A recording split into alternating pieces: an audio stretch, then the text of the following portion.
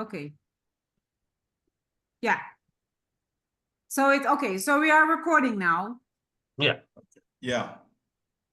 Dr. Nemo, I quickly wanted to address the students real quick. Okay.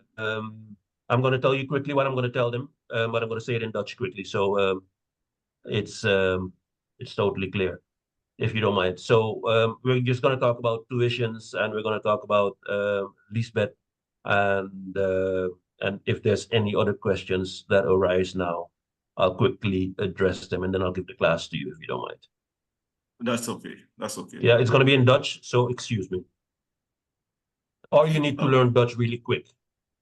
Definitely. Definitely. Goedenavond iedereen. Kunnen jullie mij horen? I think, let me. Ja, zeker. Ja, kun je goed horen. Ja? Hey, goedenavond iedereen. Twee redenen waarom ik er niet constant bij ga kunnen zijn. Eén is nu ben ik eigenlijk ziek. Ik was afgelopen dinsdag al ziek, daarom was ik er heel snel weer uit. Jullie kennen mij inmiddels, Marvin Hokstam, de oprichter van het Broos Instituut.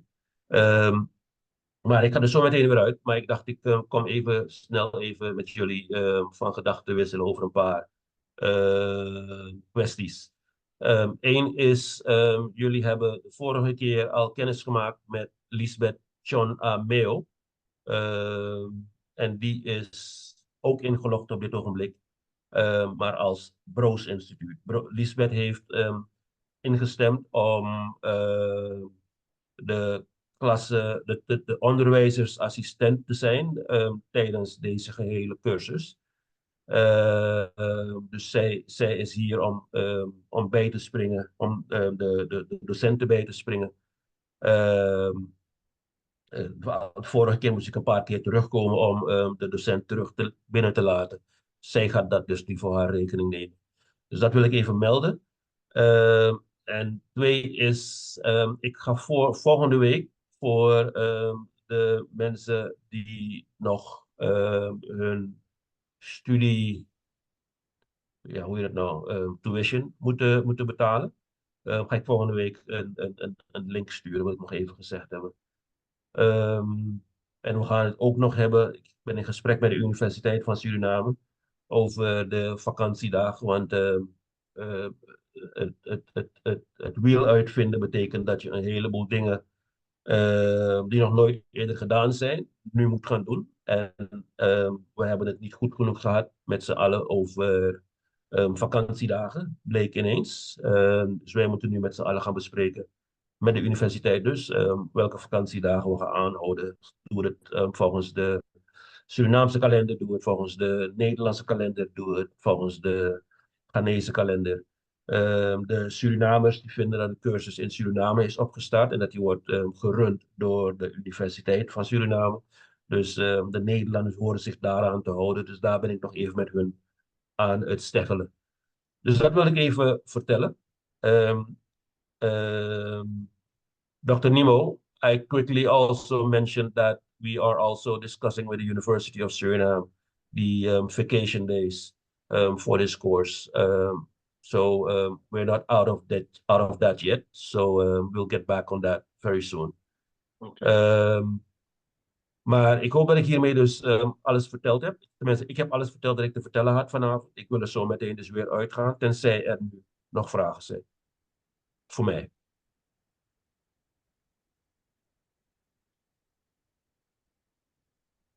Nee, Miss Moore, good evening.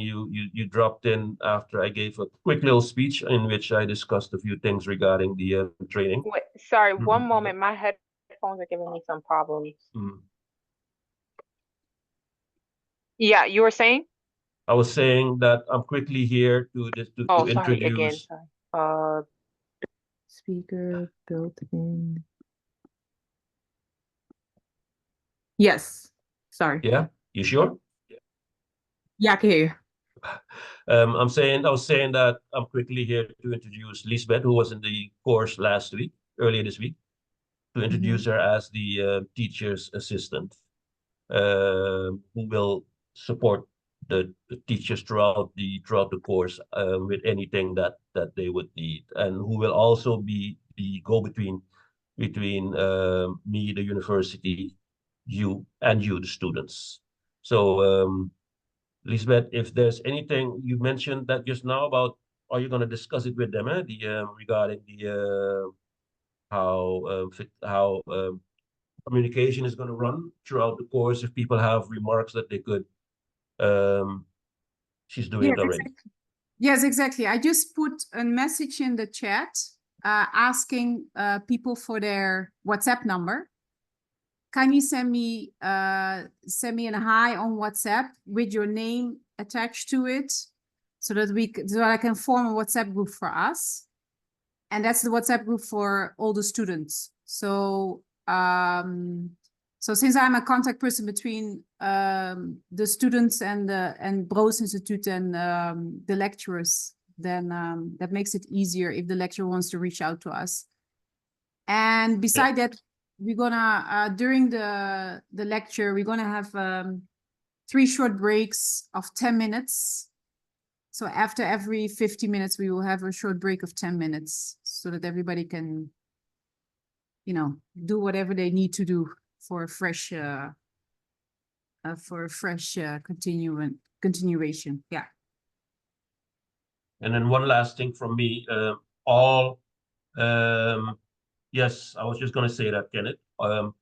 All lectures are being recorded, and the lecture of last Tuesday was also recorded, but there was a little bit of problem with it. And in fact, I just received it back from the person who did some editing on it 5 minutes ago, and I will make it available. It will be available by tomorrow. It should have been available earlier, but we had a little bit of problem, a little bit of a technical problem. Okay, Kenneth? Yeah, he's giving us a thumbs up. So Okay. Well, that was it from me. Unless there's any other questions, I need to go rest this head that has a serious headache.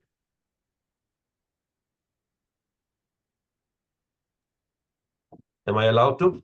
I'll see you guys soon. Enjoy your class. Thank you, Melvin. I must say again that I remain proud. Thank you, being able Melvin. to do this. thank you very much. Take All right, care. be safe. Good luck. Bless Thank you. you. Bye. Great. Lisbeth. Yes, so Dr. Nemo, I think you can start. You said that somebody else would take this lecture, but has she come already? Yeah, she has Yeah, come. right? that's Adjoa Bobie. She's in here. Dr. Adjoa Bobie. Can you So- see? Yes, I can see her. Okay. Hello, okay, So- ma'am. Aha. It looks Okay. dark. I need to reposition, right? Can you see me? It's a bit dark. A bit dark, I will have to reposition myself. Okay, what happened? Now you become lighter already. I think the camera is adjusting itself. Adjoa, I think it's okay.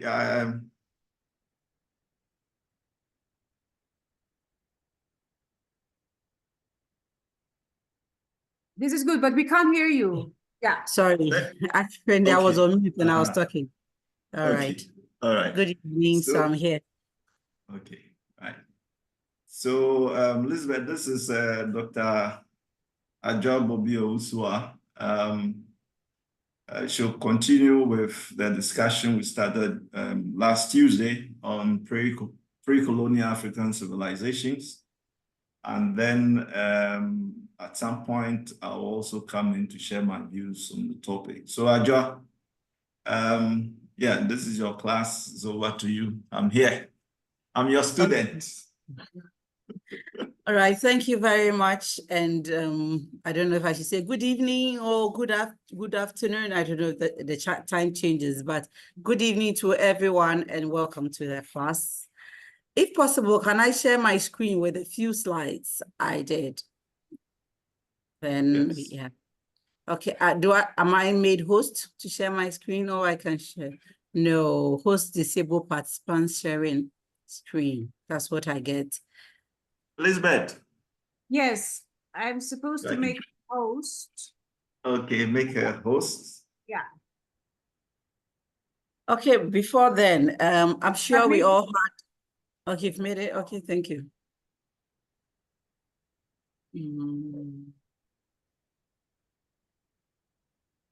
Can you see?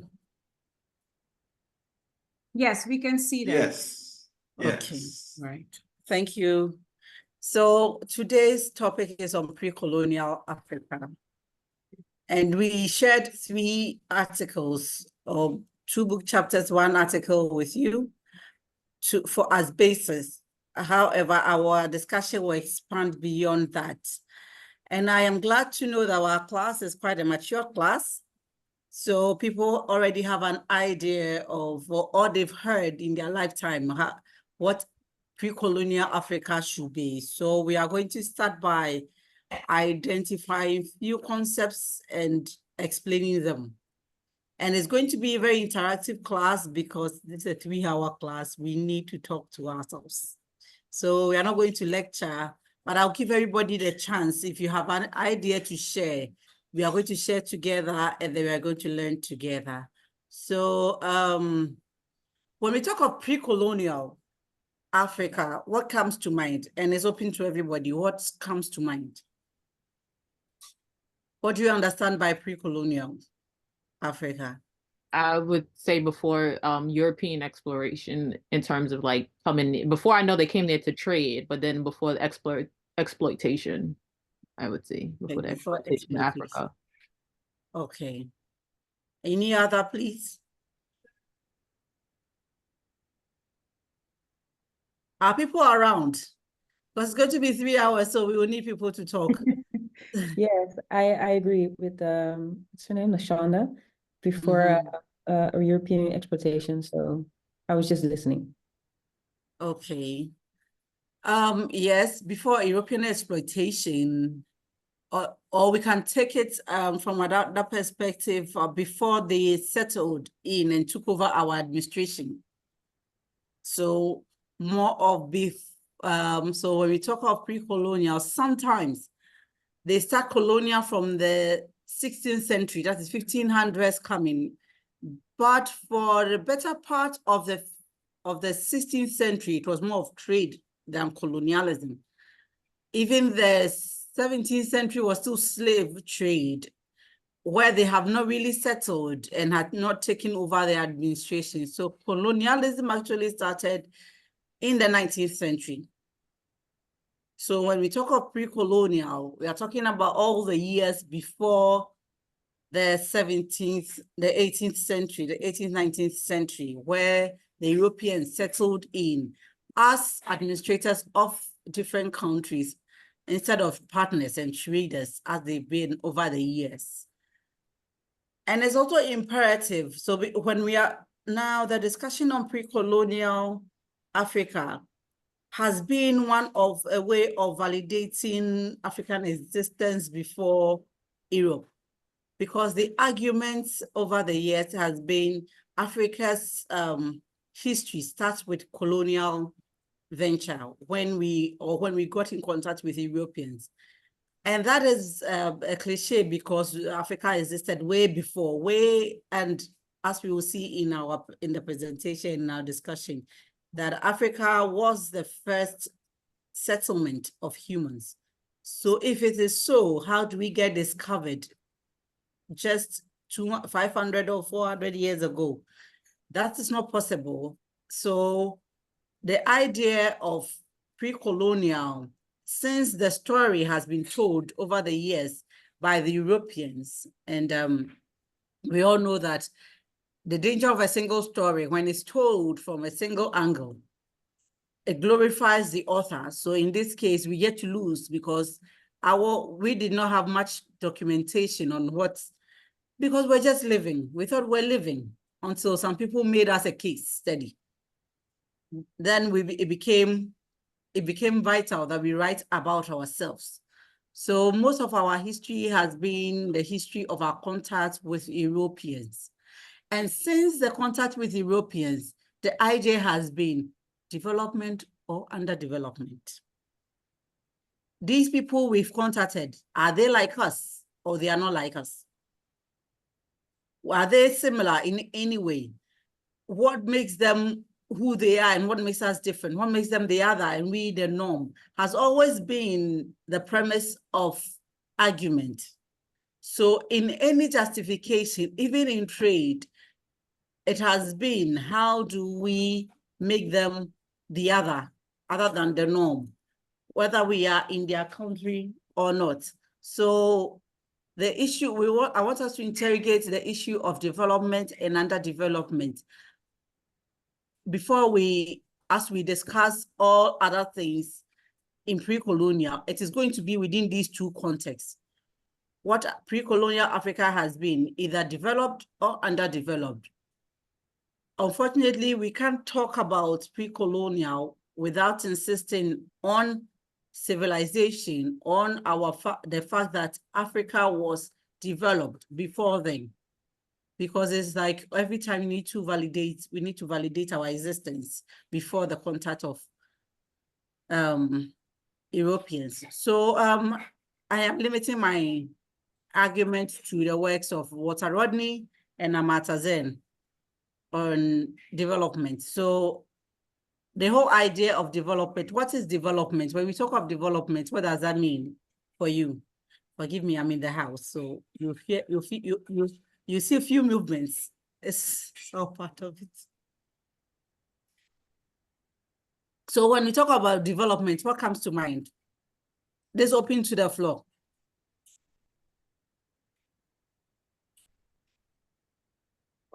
So I think as I was reading part of the slide, I think my mindset has always been about like industrialization, economic affairs, those types of things. Like when I think about development, that's what comes to mind. And also like education and training, right, of the people, trades and vocations. But the social aspect, I think is what I lost in my understanding of development. Okay, thank you.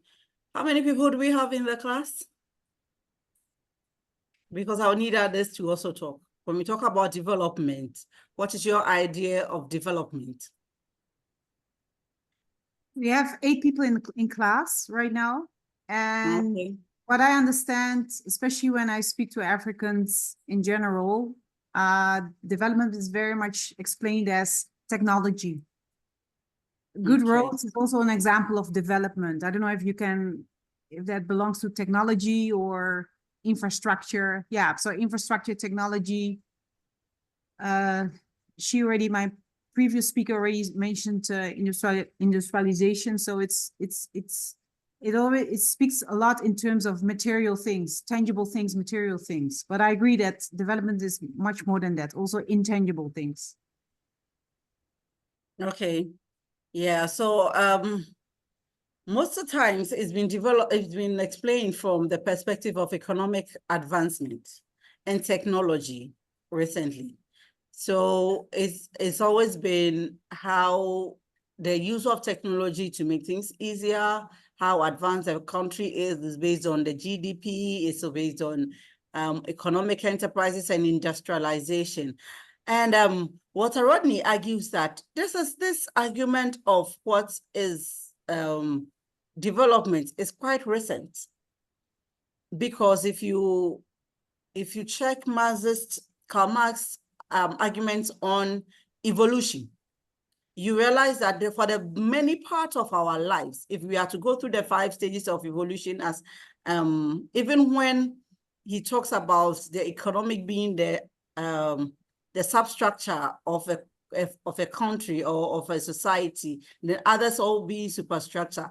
Even in that, from the communal state, from the basic state to the communal, then to the feudal, it is just at the industrialized stage, which is the last stage, which is the capitalist stage, where we still find ourselves.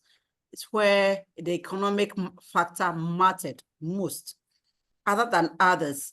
So the idea of development should be conceived not as and an economic mode of advancement only, but it should be more comprehensive to talk about the people's well-being. So Amartya Sen's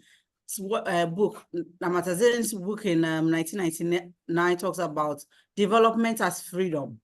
So his argument is, what defines development is not so much about infrastructure, but freedom of the people to exercise every right they have without hindrance, without exploitation. And that is very important because you can have all the infrastructure, you can have everything going on, but you are not free. Does that mean you are developed? And the case is South Africa before independence. Well developed, well structured under colonial apartheid rule. And that wasn't development for the people, because if you're a South African, you don't even see the roads. You don't see the infrastructure when you can't live as a quote unquote as a human and be accepted by the society. So we should be able to understand development in a more comprehensive way than economic and infrastructure, because it's more holistic than that. And I just want you to know that what I want us to understand at the end of the class is how to understand development, civilization, advancement more comprehensively than what has the Eurocentric explanation of economic advance. Because whatever has been the theories of modernization, of globalization, of cosmopolitanism, whatever it is, it has always been economic. And this favors the West. So then we talk about, instead of communal societies, we are talking about more of an individualized society as more advanced than communal. But we all know what happens in these communities, these societies that has become individualized. There are a lot of issues with suicide, with people engaging in sort of social vices, and not because there are no checks. And that shouldn't define advancement because you can make a phone.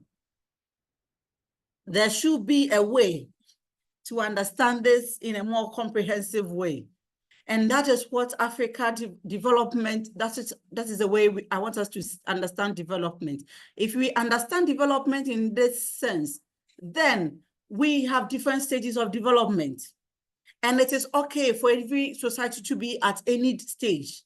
But then there has to be an acknowledgement that there has been an improvement in the lives of the people.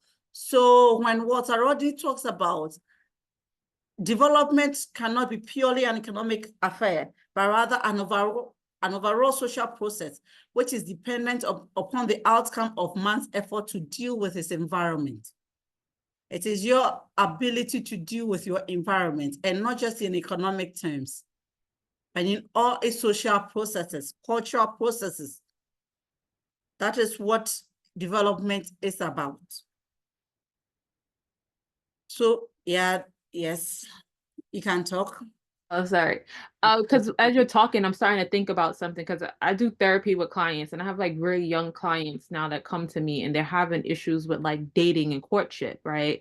And then when I think about how with the transatlantic slave trade, right, we lost concepts of culture where dating and procreating was a part of that, like development of the community, right? Because you need to know the family that you're gonna have children with, you have to know what their families are like, what religion they're from.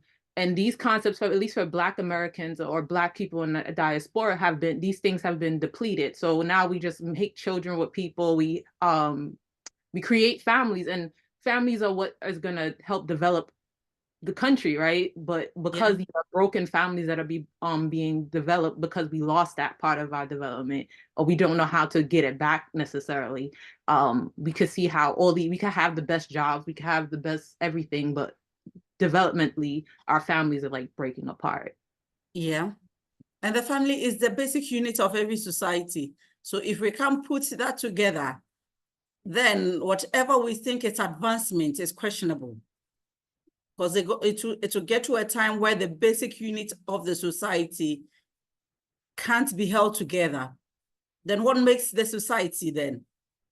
Then society becomes an association where people are born into and they get to join and they live their life till they die.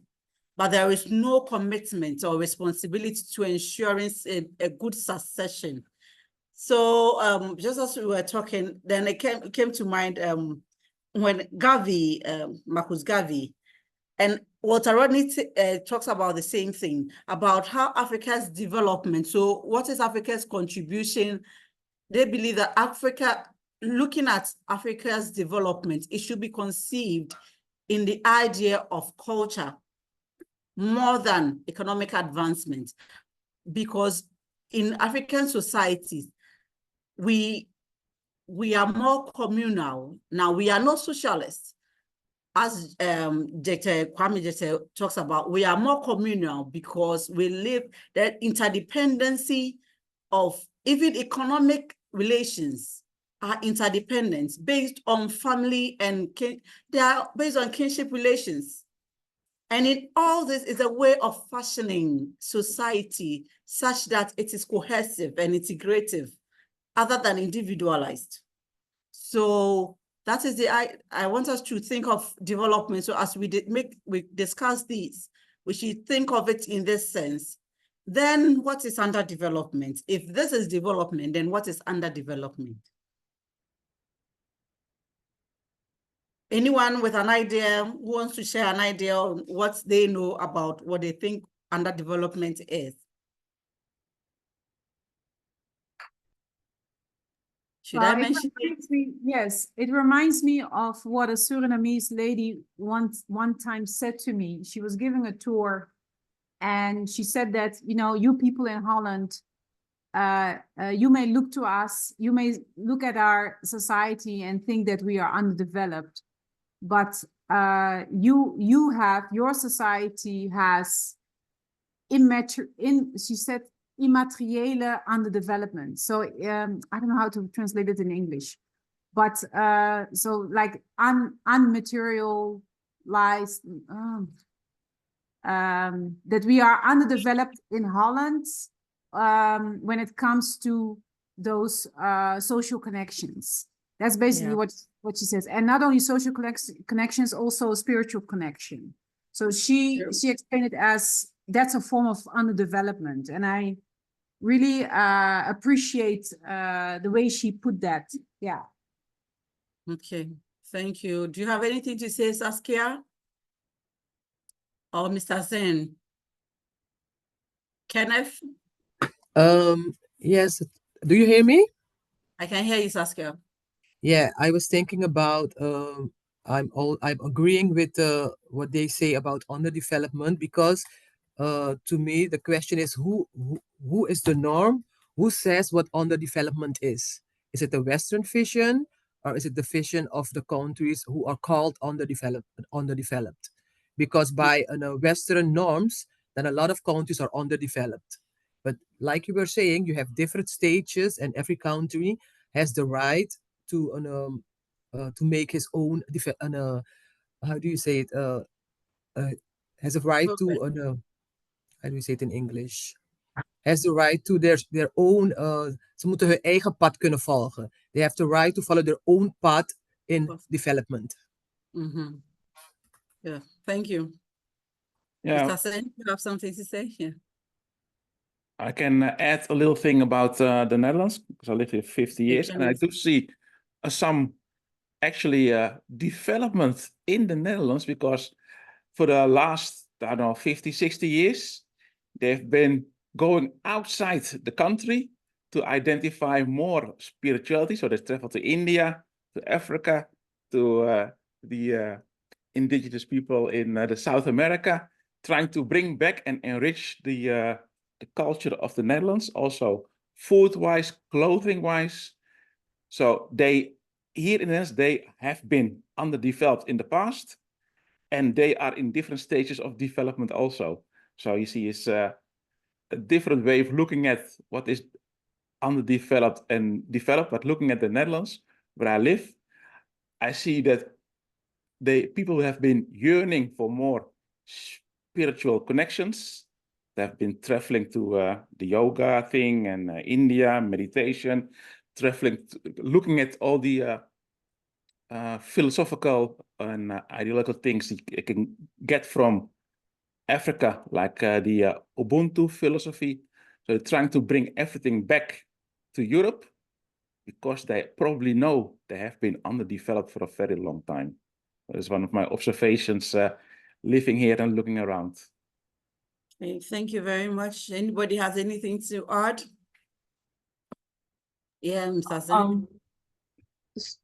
One thing I had to add is like, as we think about when we look at countries and they call them underdeveloped, a lot of the times the circumstances which are there that makes them considered underdeveloped are usually through the exploitation, like what was mentioned, and that causes forced migration, right? So now you have young people in, let's say, Suriname through the exploitation of the resources in the country. They can't get proper jobs. They can't find things that they feel could help advance their life, so they leave, right? So then that takes that whole concept of forced migration because of like situations has also underdeveloped countries. So when you take away the manpower, the people, and the people who are part of the culture away, and then they come and they acclimate themselves in places like America and Holland, and then they make children there, and they basically contribute to that country or that nation, and then the other countries fall to the wayside because their people keep thinking that the way out is to remigrate to someplace else. Well, Mr. Zen, you can talk before I come in again. Yeah, you are muted. You are muted, yeah. But now, yeah, it's better now. Okay, I think your question is very important because it is the main question is what kind of standard are you using for poor and rich, for development and not development? And I think the definition, the paradigm you introduce on this subject, as you introduced comprehensively, live according to your natural environment, then you will get a total other standard of poor and development than when we are taking the standard of the industrial countries. If you don't have a television 50 years ago, it was not a problem. But you had other things that you could use in the family. So I think the main point is to know what kind of standard are we using.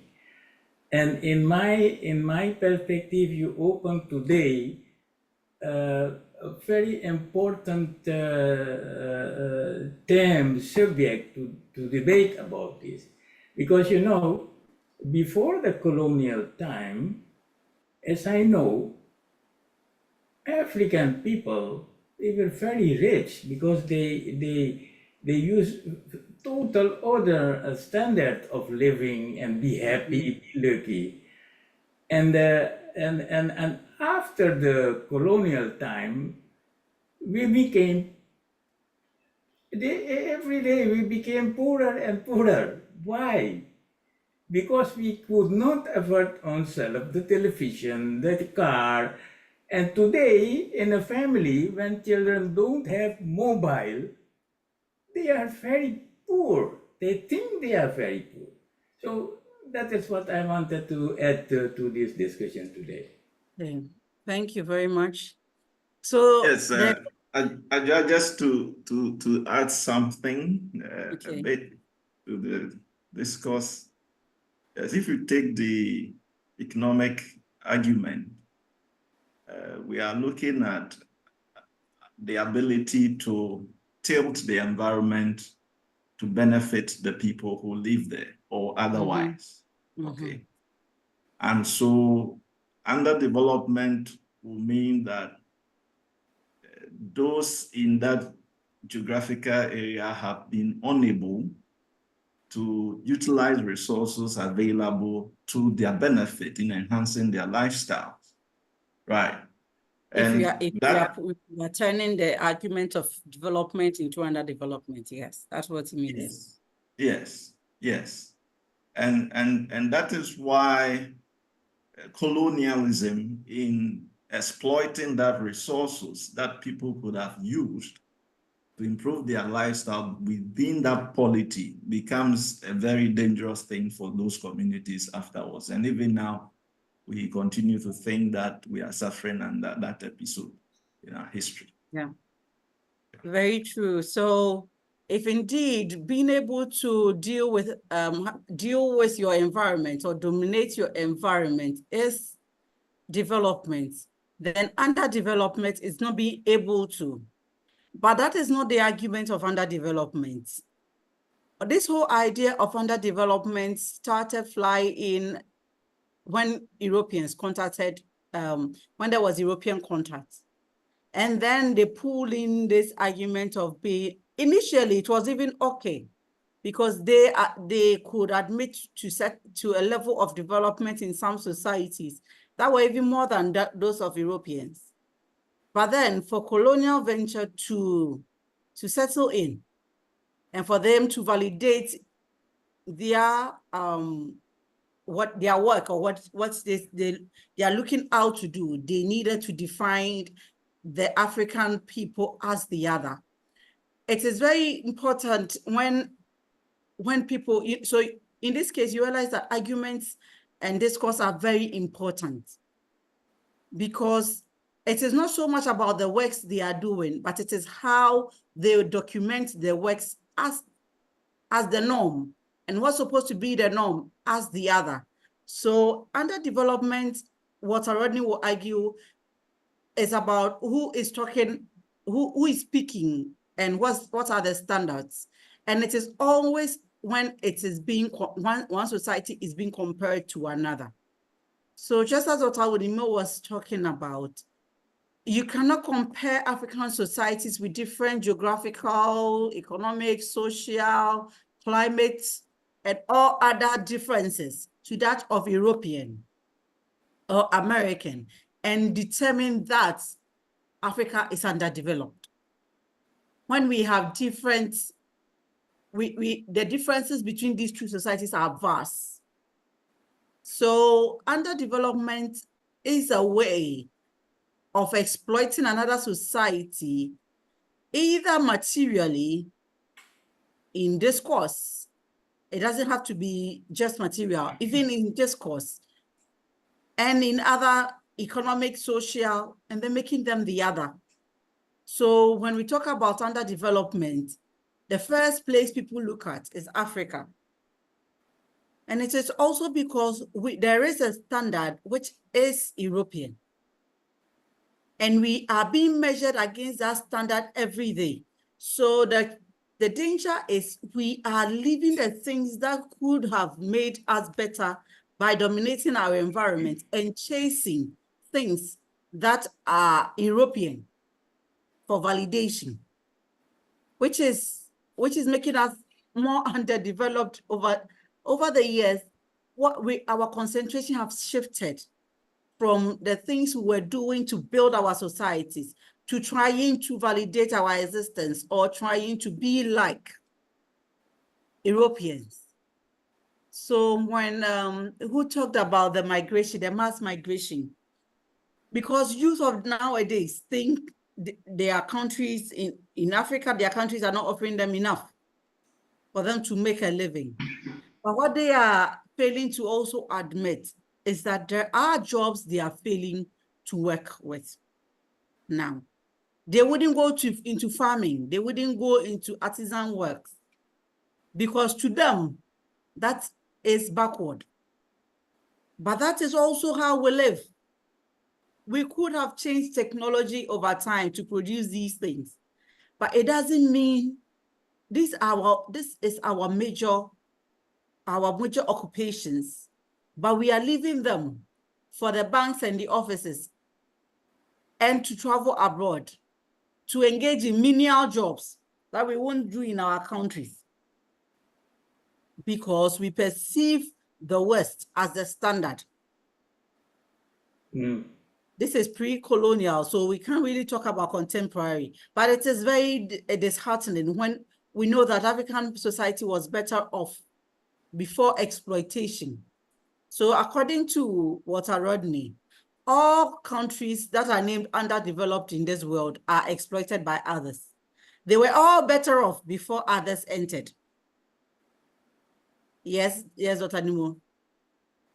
Sir, I just wanted to also establish that, for instance, if you read T. Bodwich's book, Journey from Cape Coast to Asante, he established when he had contact with the people of Kumasi that there was no poor person in Kumasi then.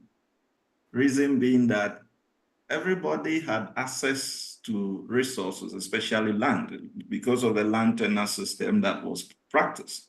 And for that matter, people could have land spaces to farm and to feed themselves and to clothe themselves and so forth and so on. So yes, indeed, our society was rich then, and perhaps we need to look at these concepts very well to be able to position ourselves in this contemporary period. Yeah. Yeah, thank you. So this whole idea of being underdeveloped is based on exploitation. And this it is funny, the irony is the one who exploits is the one who names and labels. So he comes in and exploits and label you as underdeveloped. And we have played to this tune over the years. So it is the reason why now pre-colonial studies is important, because it is a way of telling the world that there, at a point for 300 years, Africa was exploited in such a way that we've not recovered, because it's been just about 60 years. So you can't compare 300 years to 60 years just to recover at a pace that is so fast that we can't even catch up, because they keep setting the standard and we keep running towards it. So maybe we should take a breather and think, because I know we have quite people in authority in this class, or people who sit in places of authority to make decisions. And it is important that we acknowledge the differences in development progress. And we tailor our development according to what suits our environment, other than trying to pace or try to race towards an Eurocentric standard of what is supposed to be. And I like the argument on religion, because if there's anything that Africa has been berated on, it's the fact that Africans are incurably religious. And that has been the bane of our backwardness. But then we have seen societies move from their religious norms and how the society functions now. And then, yes, people are now trying to get back to different religions through different means as a way of sustenance. So then, if you are thinking of underdevelopment in the sense that people are incurably religious, and that is delaying or stagnating their progress because they do not think rationally, then that is a problem, because Walter Rodney argues that religion is just the other way of rationality. So rationality thinks of issues from a material perspective to an ideal perspective. So it is a process when you think of the materials you have at hand to what the ideal state is supposed to be, while religion thinks of it from the ideal perspective before it comes to material. So in this case, neither of them is denying supernatural contact. Nobody is denying the supernatural. It is how you approach it. and has in this way, because and in many cases, I think it runs concurrently, that you need to think of the material and the ideal. Because even in Marx, in our evolutionary theory, the many evolutionary theories, they are all geared towards an ideal society. Maybe the ideal society may not be quote and unquote heaven, as the most religious Christian societies may be, but there is an ideal. So what you will put in as your ideal society is part of your religion and your beliefs. So when we think socialism is the ideal, socialism is not on its own just like an economic system or a political system. It is comprehensive. Marx talks of how, though he thinks religion should be lowered, but religion is also part of a socialist society. So in all this, we think when we are thinking about either being developed or being underdeveloped, we should think of it in a comprehensive way. And I always say this, what is the norm? What is the argument? The discourse is based on who is talking. Everything in this world, every argument is a social construct that comes from the perspective of the one who is speaking. So who tells the story gets the praise. That's why we keep asking people, you learn more and you write more, because we need to put our stories out there. So yeah, we've already spent over 40 minutes, so let's go to the next slide. So what are some of the Eurocentric conceptualization of Africa that we've come to know? This one, so in geographical and cartographical constructs, what are some of the ideas, what are some of the narratives you heard about Africa, of what Africa was or is? This is also open. Well, one of the things that I've heard, and I don't know if it's true, and I'm wondering what both of you think of that, is that, you know, the borders that we have nowadays is artificial, and they were set by the European colonists when they were dividing the continent among them. And some people make the argument that you can't go back to the previous borders because it will create tribal wars. And I wonder what you have to say about that. For instance, last week I had a conversation with an Iwe colleague of mine who said that, oh, one day the Iwe people, we will have our own country. And he was talking about parts of Ghana, Togo, and Benin. Yeah. So is it true, do you think it's true if you would go back to the pre-colonial borders that war will break out, or are we fooling ourselves? Okay, if I'm to answer that, to be honest, yes. So you know that one of the picture we use for the Scramble for Africa, like one picture or it was a painting, but it's become when we talk about Scramble for Africa, is the fact that they had the global map in front of them, and there were Europeans around it, and they were sharing Africa across.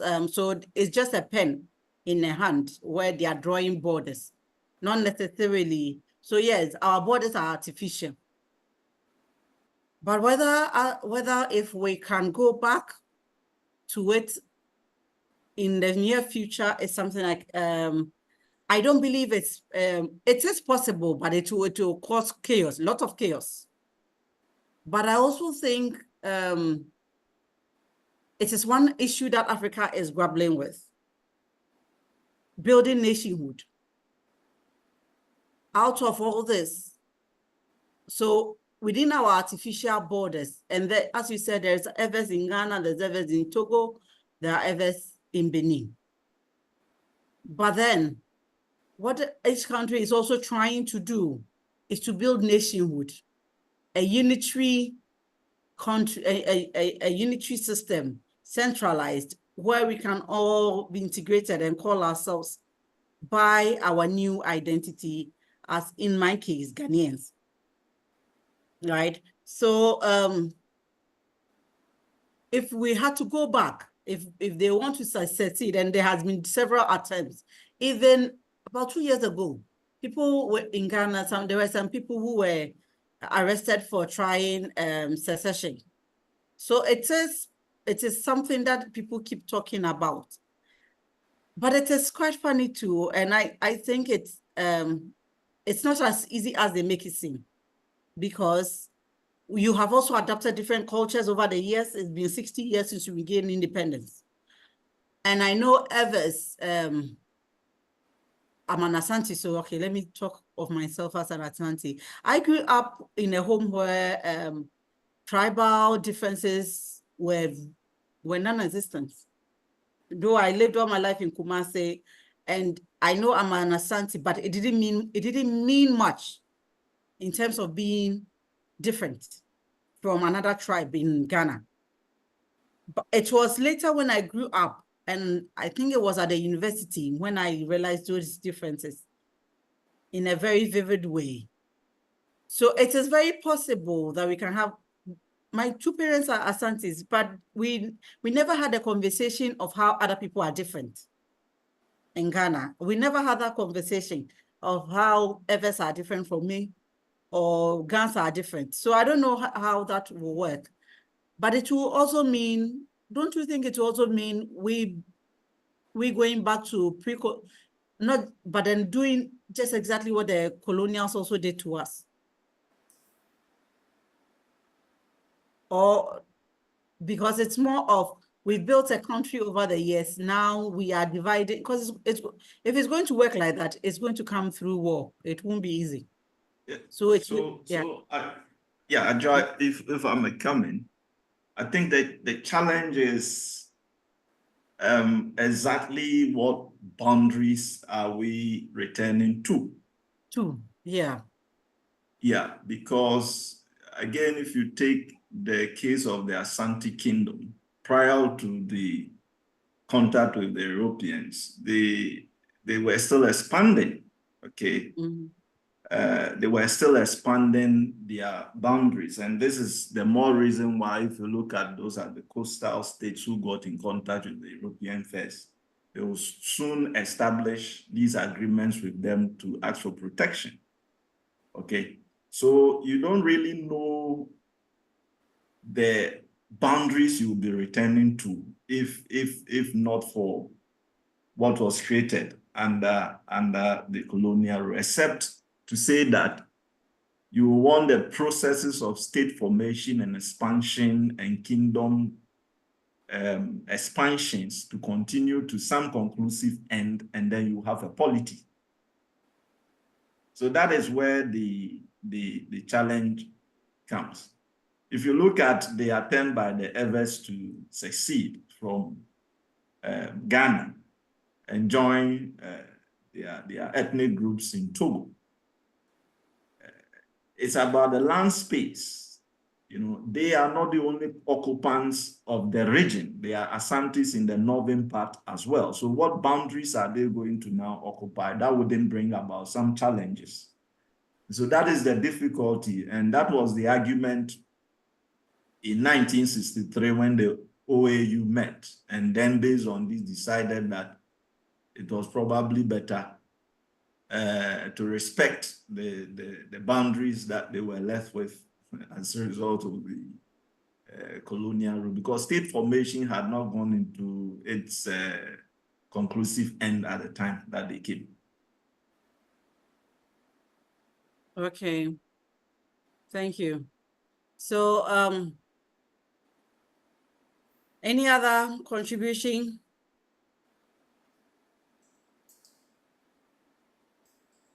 Okay, so let me take the first one, geographical and cartographical constructs. So, you know, Africa has always been known as the dark continent, the black hole, a blank space.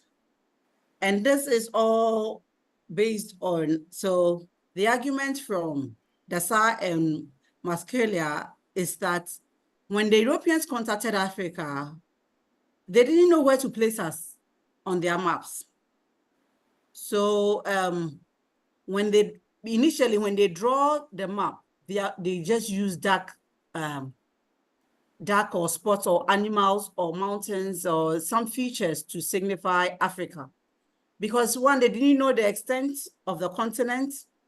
They didn't know the people. They have just encountered people. And around the 15th century, 14th, 15th century, the cartography was a revered science course. I think people who were cartographers were revered because they were discovering the world. And these are the people who were telling us different boundaries and different places. So their words became more of a standard or commands. So when the two Swedish cartographers drew a map for when supposedly Mungo Park discovered the Nile River, there had to be a way to put it on the map. And then its surroundings, they surrounded it with mountains, which they called the Kong Mountains. For a long while, these Kong Mountains were around West Africa, West Africa to Central Africa, and they were demarcating these areas as mountainous places where people do not live, only to discover that they can actually trade with people there. It's just a matter of coming over and then seeing people live along the coast. So these all were the starting point of constructing Africa as a geographical area. It started from the point of looking from a top to down perspective, where they were looked at as inferior, non-existent, as a space, a blank space. And all these has shaped the argument of what Africa is today. And then when they came in contact with Africans, then there was also the whole argument about civilization. We have encountered some savages on this continent, people who are not clothed, people who are who live very subsistently and basic, and they are not advanced in any way. And it's very unfortunate because there were evidence of progress. There were vivid evidence in each, whether it is a centralized system of a state or a stateless society, but there were progress. And how these have been denied over the years in the works of explorers and missionaries, European missionaries and explorers, have in many ways defined what Africa is today. So my area of specialty is clothing. So I know that before the contacts of Europeans, at least we had cloth. We were wearing clothes because there were clothes production along the coast. If there is a history of how similar looms are found around the West African coast, which weaves in a similar way, though it has different patterns. So people were making clothes. People were wearing clothes. So this whole idea of meeting people with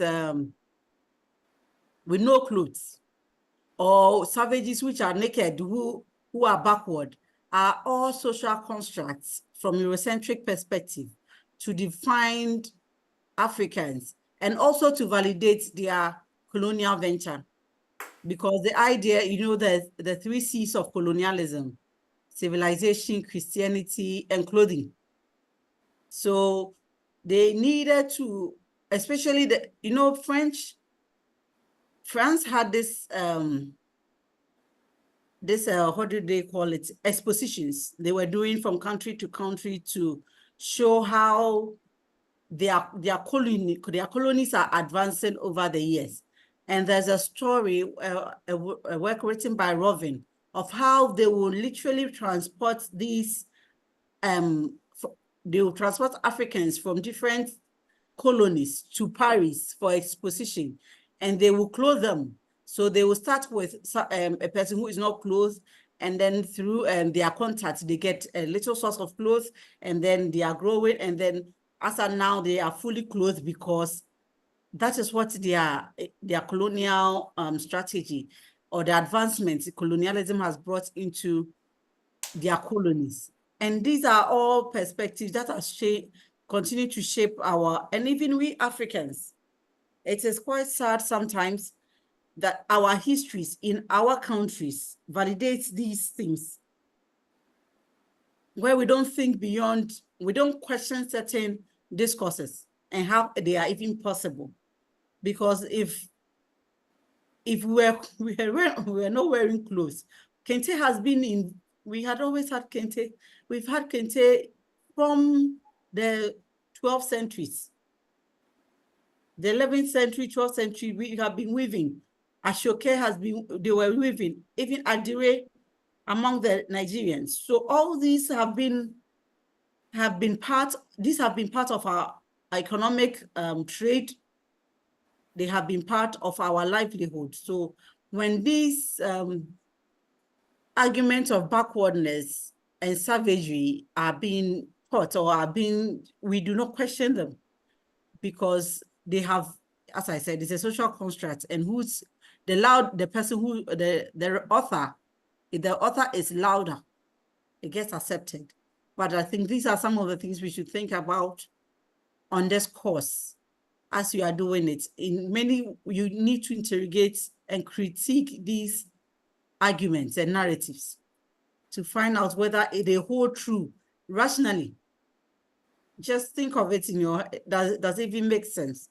And then the humanity constructs. So we all know of these Hamitic hypothesis, which it is funny how, you see, when I read all these things, what comes to mind is how Europeans are quite cliche in their narratives, that they pull issues when they suit them. They are the same people who think when you are dominated by religion, it means you are backward. But this Hamitic hypothesis comes from a religious Christian perspective. The idea that Noah had 3 sons, and he cursed one, who is Ham. And Ham happens to be Black. So what it means is that Ham was cursed to be a servant to his brothers all the days of his life. So in this case, Black people are supposed to always be inferior to the whites. And this argument is even funny in the context of Africa, where these Europeans, after contacting Africa and realizing that, oh, the North Africans are not as Black as the Sub-Saharan, but they are on the same continent. But they still pull this card and argues that they are fairer.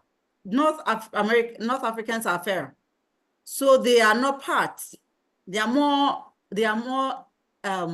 Middle Easterns than they are Africans. So it exonerates them from the Hamitic hypothesis. So when we are talking about Hamitic hypothesis, it applies to Sub-Saharan because we are darker. And we are supposed to be the servants. As Noah cursed his son Ham. Yes, go on, please. You can talk, Dr. Nemo, but you're muted. No, I've seen that Mr. Singh and Elizabeth, their hands are up. I wanted to draw your attention. Yeah, sorry. Yes, come on, please. I think Elizabeth was before me. Yeah, Okay, so mine is very short. I want to ask if we can go to a 10-minute break very soon. okay, so we can. Okay, maybe after Mr. Singh. Yeah. Okay. Yes. Mr. Singh, so you can go on. After you, we go for a short break. It's 10-minute break for all of? Yes, for everybody. For everybody, okay. I'm going to take my coffee. Thank you. Okay, so we return, then you can, yeah. because I Okay. have a very important question to you, ma'am. Okay, so when we return. Thank you. All right, thank you. Dr. Adwa, before you go, can you hear me? Yeah, I can hear you. Before you go, there are some people who are in the waiting room, and because you are host, you're the only one Oh, who can let them sorry. in. Yes. How do I do that? Yes. So if you go to the list of participants, if you click on that Yes. one, Okay. and then you probably will see a whole list of people, and then some could have then maybe behind their name it says allow, or I don't know. I have a Dutch screen, but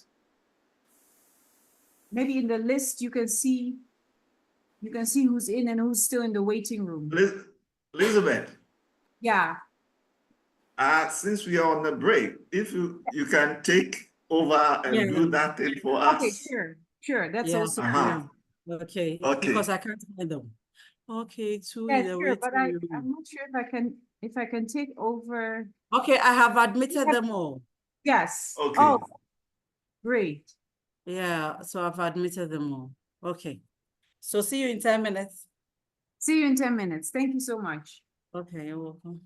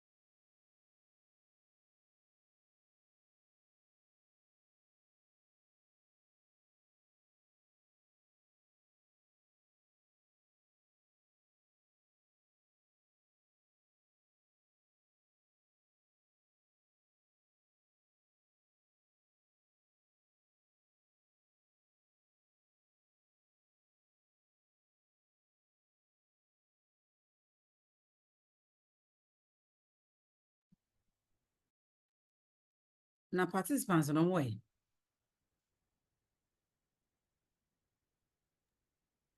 Dr. Adura, you're back? Yeah, I'm back. Sorry. It's okay. I want to try something to see if I can remain the host and you can still share the PowerPoints. But for that, I need you to make me host again because I basically have given all my rights away to you. Click on my, if you click on my profile, and then there's a menu. You click on the menu on my profile picture. There's a little menu that opens, and then if it's you'll see host. You'll see something like host or something. Okay.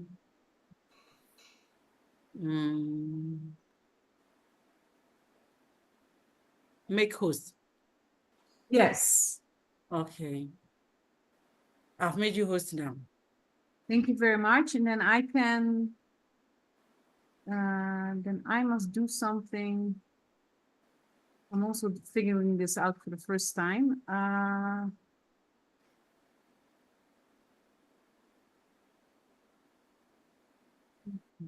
Oh yeah. And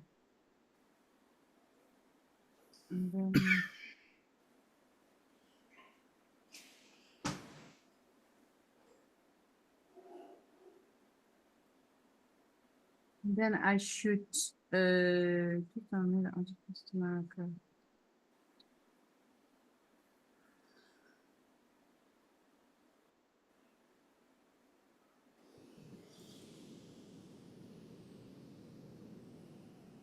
I'm going to check something.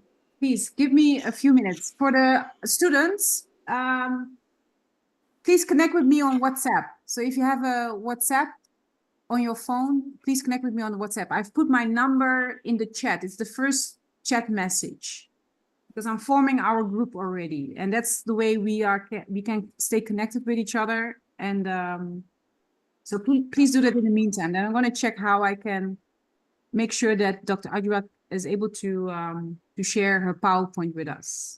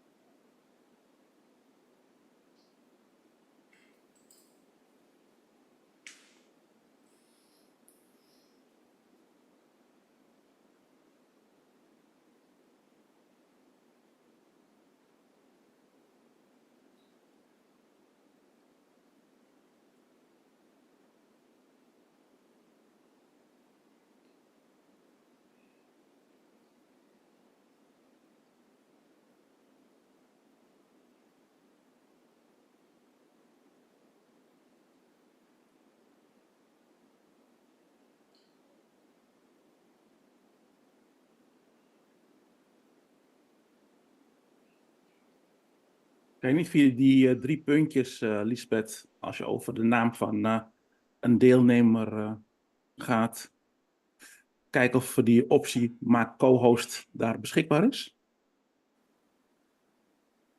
Ja, Kenneth, dankjewel. Ja, dat ben ik dus nu aan het uitzoeken, maar dat staat bij mij niet. Ik heb wel heel veel andere opties. Oh, okay.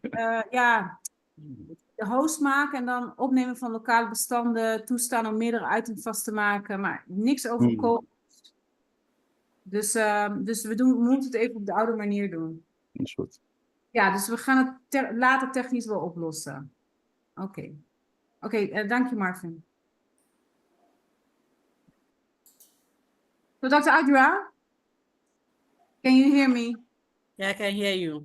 So Yeah, can I still share my screen?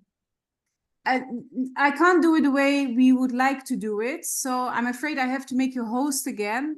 I don't know if it's too much to ask of you to, if you get a notification that somebody's in the waiting room, that I you should let the, allow that person, I should let the person in. yes, please do. Yeah. So I'm going to make Okay. you host again so that you can at least share your PowerPoint with us. And then Okay. on Monday, we will sort it out, these technicalities. Yeah. Okay. Okay. You're now host again. Okay, thank you. You can start if you want. Yes, so I'm sharing again. Before we left, can you see, please? Yes, Can see. you see? Yeah. Yes. Okay. So before we left, Mr. Sen, you had something, you had a question. Yeah. Can you, yeah, can I you do go ahead? have. May I see the slides where you ended? It was Yeah.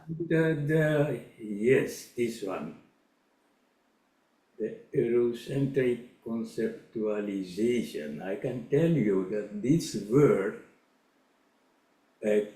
captured my attention to join this class because I can tell you from the Indian indentured laborship globally, we are busy to rewrite the history from the Indian way. And so we know that the Eurocentric conceptualization of the history is misleading. What I want to know is, do you have, or any university in Africa, history, something that was written in not Eurocentric conceptualization, but in African? If you do have that, please mention about that, because I'm very interested in what you are showing now, the civilization constructs. And then you are referring to, I think, first one must be German and something, these are Europeans. And then you have humanity constructs, humanity by Pierre. I think he is also European. Yeah. What are we going to learn from these people? Because I think they have wrote the history and the theory in Eurocentric concept way. Because what are we going to learn? As I mentioned last week, I think it was Tuesday, that if you see to the map, the geographical constructs of Africa, then you can divide Africa at least in two pieces, the North Africa and the South African peoples, civilization, cultures. The North African is mostly related to the Sumerian culture, the Egypt, etc., the Arabic people. But the South Africa, their history is at least 2 million old. At least 2 million old. So I want to learn from you, how far are you going when you are writing, when you are to conceptualize the civilization of South Africa? Mama Lucia, you know Mama Lucia, I think, the time of the hominids. Yeah. You do know, but the history of Africa is very, very old, maybe the oldest in the world. And my question is, do we going to learn more about the Africanic conceptualization of Africa, or are we going to learn the Eurocentric conceptualization? Excuse me, I have to put this question to you. Okay. Yeah, that's also a very important question to ask. So the books. So these are more chapters from books on philosophy in Africa, ideas of Africa in philosophies and other stuff. But the issue is, yes, if you see the names, they are Western Western names. But this is the collection of books, a collection of chapters by, so it was book by African people who are into African studies. Do we have, yeah, we have works now on African conceptualization of what Africa is. But as I said earlier, the argument, the discourse on this is also, heavily westernized. Because where the argument comes from, who writes the most and who is the loudest gets published. Luckily, we have people like this who are Western but based in Africa and study African African studies and writes on these things and question them. But what I've also realized is that our quote and unquote rebuttal to Eurocentric concepts have not attained much publicity as it's supposed to. So as much as we have people in Africa writing on these things, like Ashili Bembe, we have, what's his name? Yes, all these are, they are much, the acceptance has been quite slow in our, even in Africa, we are divided on whether to accept the ideologies of these people or not. So it makes it a little difficult. But I believe that as I said, as we keep writing, as we keep talking about our stories and writing, publishing, that's the most important thing. We also gain an upper hand at a point. And then if our educational system will acknowledge how this operates, because it is a very complex system. To be honest, it's very, very complex.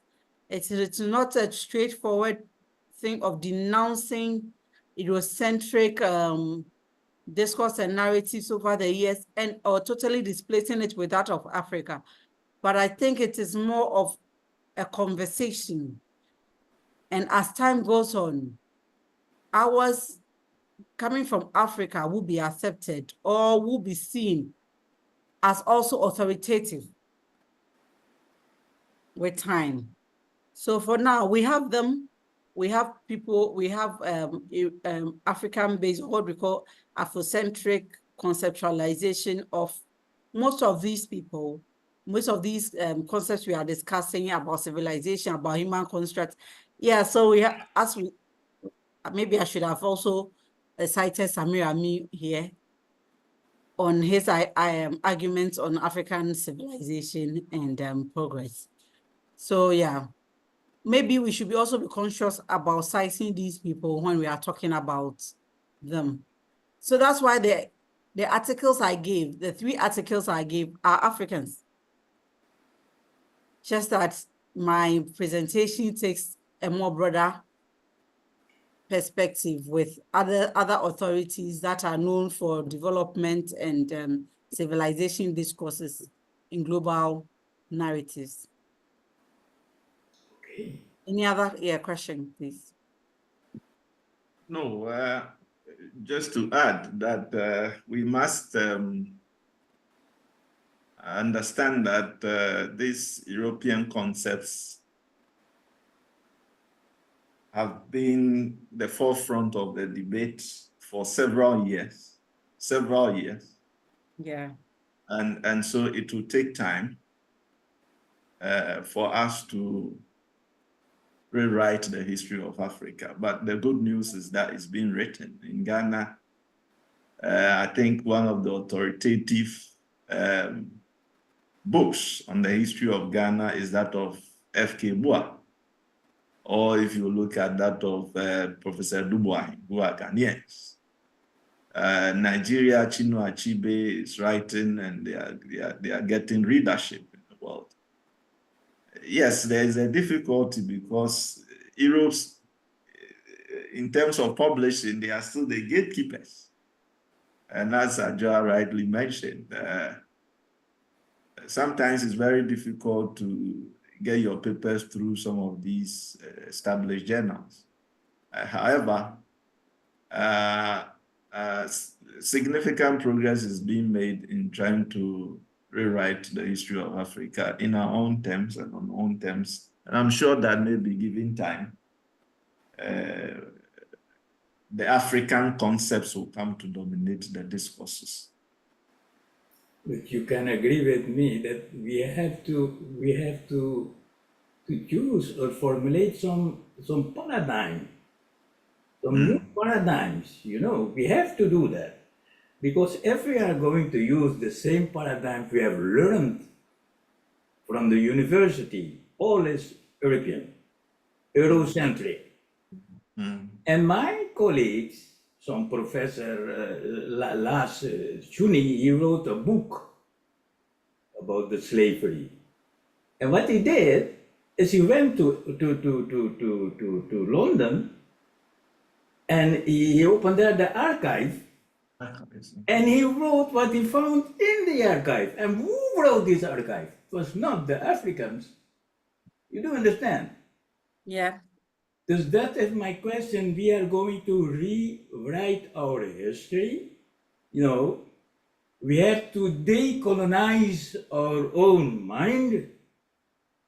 And with the colonized paradigms and conception, we are going to do the same thing what already has been written by Kaplan, a person like this. He wrote, okay, Sumerian culture. African culture is at least 2 million old. So Mr. Sen, it also comes to the question of sources, you know, for the writing of history. I didn't understand. I'm talking about that argument. If you broaden it, we are looking at the sources for the writing of African history, the sources, right? And written records or sources, because the culture of writing did not come to Africa early, we've had to rely on oral tradition. And that's our problem. In our write-ups. That's our problem. And if we are looking at 2,000 years, you know, the difficulties in relying on the oral sources as well. So there's a difficulty there, actually. But I think at best, we are trying to rely on the Arabic sources because of their earlier contact, and then they decided to document. It appears that that's a bit more reliable. But it's difficult in trying to reconstruct the history, because everything that we have to start from, yes, sometimes you need information and you have to actually, if you go to the archives, for instance, everything written in there was by the Europeans. Yes. So it's a difficulty. How do you go beyond all of that? And then it's been so long that the oral history has been corrupted. You know, because again, we were all also educated by people from the West. And so, yes, your colleagues, this is what the challenge is. I don't know if you appreciate it. Okay, thank you. Yeah, thank you very much. So, Mr. Sen, what I know is it's going to take time, but all we need to do is to keep writing. Knowledge production is very important. And I believe one thing we should target is documenting our oral traditions. We should document our folklores, we should document cultural and our culture, things that defines what we do. We should be able to document them, and they can be conceptual frameworks or theoretical frameworks through which we can analyze things from Africa. Because so I met somebody whose thesis, the conceptual framework, is from a proverbial. So in Asante, we have these Adinkra symbols, which are proverbial symbols, which they have consequential meanings. They have their meanings. And he had to fight literally like 2 years for it to be accepted as a conceptual framework. But he's writing on Asante and thinks these are concepts that can be used as my reference points or my framework for the work.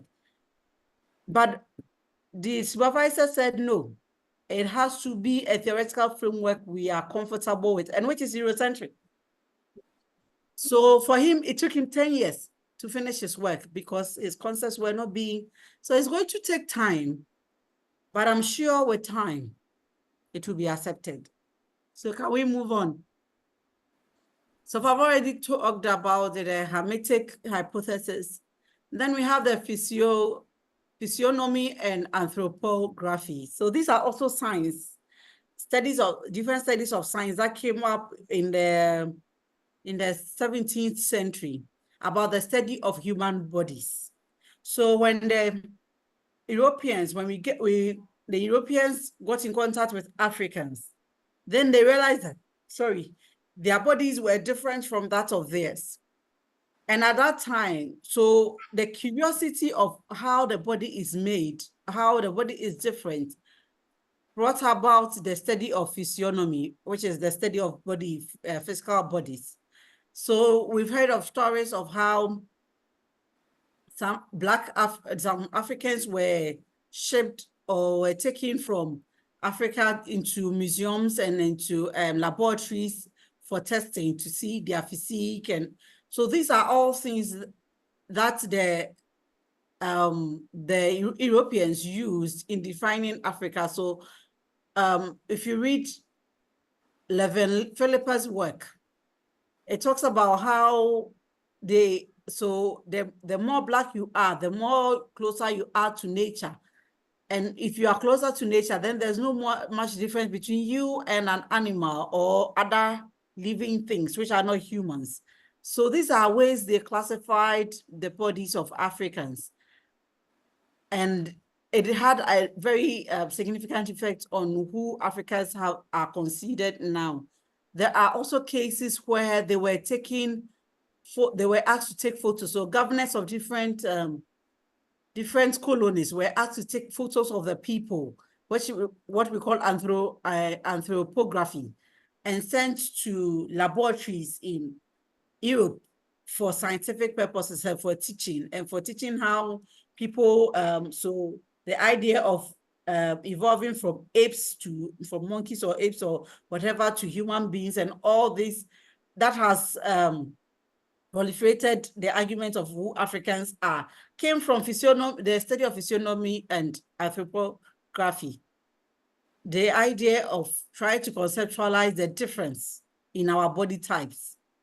Then we ended up being the other, closer to nature and closer to animals than they are. So as I always say, all these are social constructs that have defined Africa over the years from a Eurocentric perspective.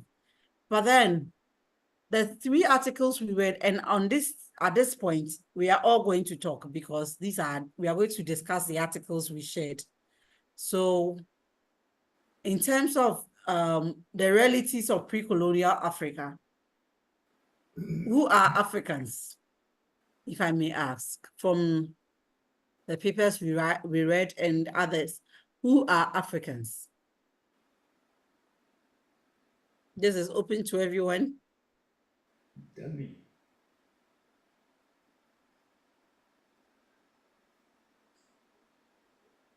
Dr. Adjoa, maybe you should give somebody a turn. Somebody who hasn't Okay. been speaking yet. Okay, all right, sorry. So I'm going to pick Rubian. Hello, is that a name, Rubian? Yes, excuse me, I So- was trying to, Okay. yes. Okay. So you- Can you speak to, yeah, I'm asking, who are Africans? If we talk of Africans, who are we as humans? Well, actually, I do not have enough information to really answer your question, but to me, African people, so we're the first people on Earth. That's what I know, that Africans were the first human beings on Earth. Okay, so Maureen?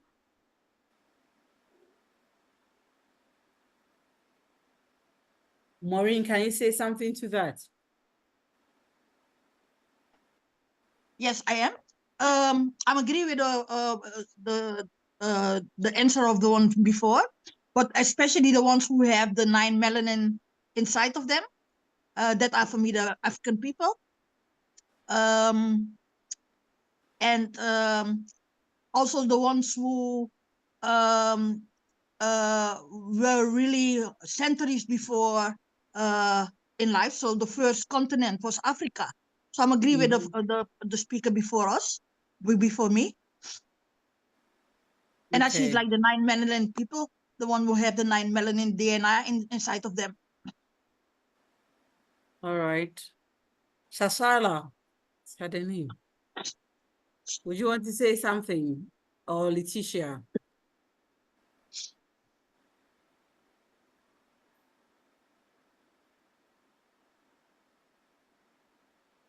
Okay, so yeah, so Africans as humans, it is believed that we are the first humans to be created, since we can trace, biblically, we can trace the Garden of Eden to the Horn of Africa, which is supposed to be the basis of creation, the starting point of creation. And then Ali Mazu, so when it comes geographically, we also believe that Africa is the first continent, because if the first humans are here, then automatically it's the first continent. And it spread, Ali Mazuri's argument is that it spreads wider than what we think it is. What we define as Middle East and Northern Africa are actually, according to Mazuri, human constructs. Because the canal, the small linear canal that divides the Middle East and Africa is a human engineer, really. It was engineered. It's the Suez Canal created by humans. So if that was not created, it means that the Middle East is part of Africa. Until the Suez Canal was built to aid trade around the area, Africa and Middle East, as we know it, were together. So in this case, Africa's expressway to the Middle East and even beyond. And then if we talk about biblical, using the Christian, which has been the basis of arguments in and out as well, of the origin and evolution of people and of mankind, you also realize that since the beginning of creation, Egypt has been part of the narrative. And Egypt at that time exceeded the borders of what Egypt is today. It was wider than that. So from the inception of evolution, Africa has been part of the construct of the universe. We have been there. We were not discovered quite late. We have always been part of what the continent or what the universe, what the world is supposed to be. So the whole argument of we being discovered later is false.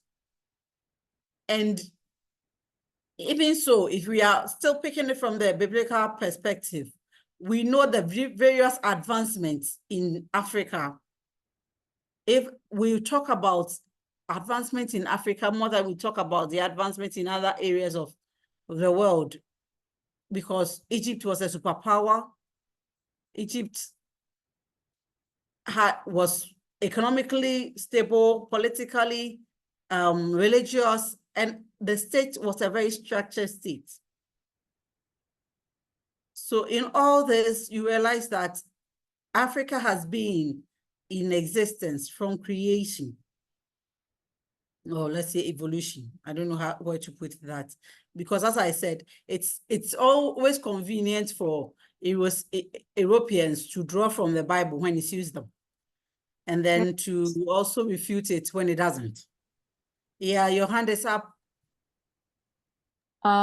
So I have a question, because my son was in a African-centered school, and they were teaching them about Kemet and how basically like Arabic traders came into that region, what we now call Egypt, and enslaved the people, and then they were moved more west of Africa through this trade, African slave trade with the Arabics. So, and I noticed that that's been like an ongoing narrative, and it's disputed by Egyptians that live in Egypt today.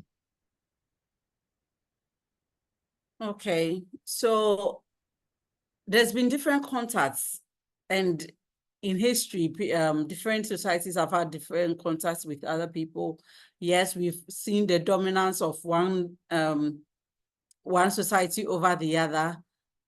But then another issue is Islam is quite, I'm not saying it's recent, but considering as far back as we trace human evolution, Islam is quite recent. So it is also possible the Chemist society dominating and enslaving Egypt at a point. But as I also said, history is dicey because it depends on who is speaking at what point. So who gets louder gets heard. Who has the pen gets noticed. So if Egyptians are refuting this claim, they must also have a basis for it. But they need to prove, because the chemists are also proving theirs, and it's become part of the curriculum and it's being taught. So how do we get a different, the counter narrative from Egypt? It has to also be written and taught. Does it answer your question? Yes. Okay.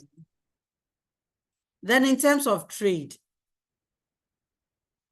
that is quite expansive in the articles I gave, because Africans have been trading for years with Asians, with Arabs, with Europeans, for years, for centuries. And what already argues that Africa has not existed in vacuum over the centuries, that Africa has always been part of a complex globalized world. Even if the density and the spread of the network is emerging and increasing in the last several decades. So the argument is Africa has always been part of global economy. It is not recent. So the article from Hans that you read talks about the different empires that have come up, how they were structured, especially their trading systems. Because most of these empires were, their power, their strength came from trade. So what they are known for, what they traded in, people coming from far and near to trade with them, are all based on the things they were producing at that time. And if they were trading with Asians and Arabs and Europeans, in the BCs to the ADs, it tells you that they were producing technologies or advanced tools that were needed in different societies.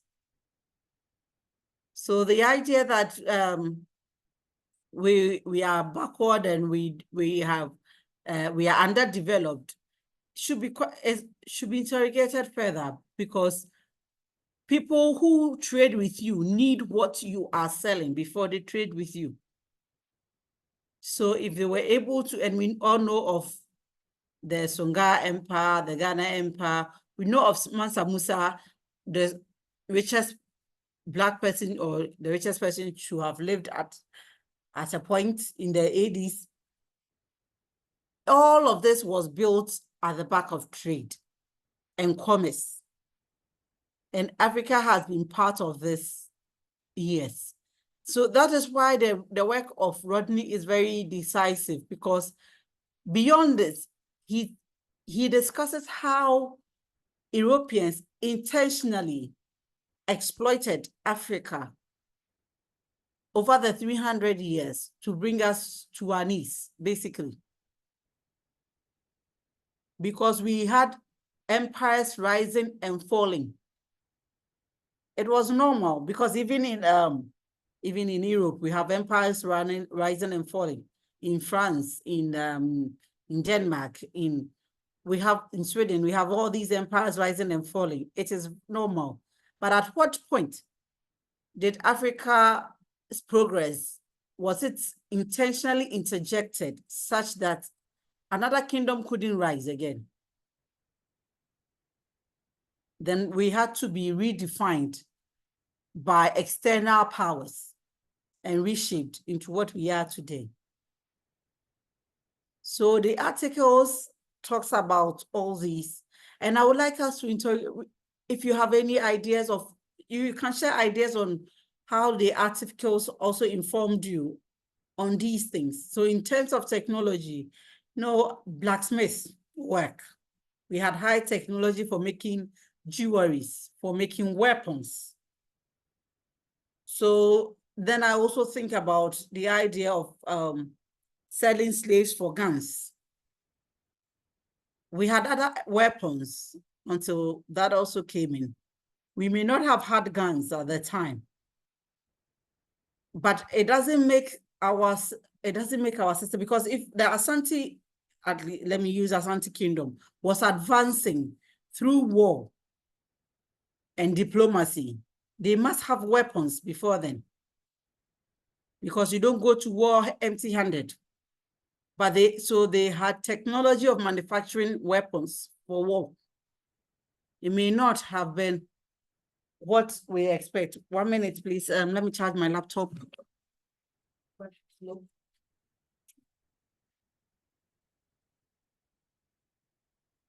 Okay, can we discuss, so we've spoken about technology, spoken about trade.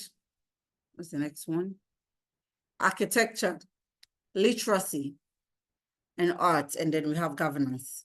So these are all come from the articles we read. So can we share ideas on the impressions of the articles and what that means for African civilization and progress?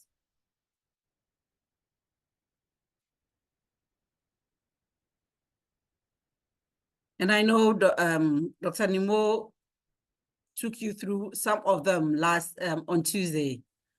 So we can discuss them. What are some of the things that stood out for you in the articles? So, some of the things that challenged your perception of what pre-colonial Africa is or was?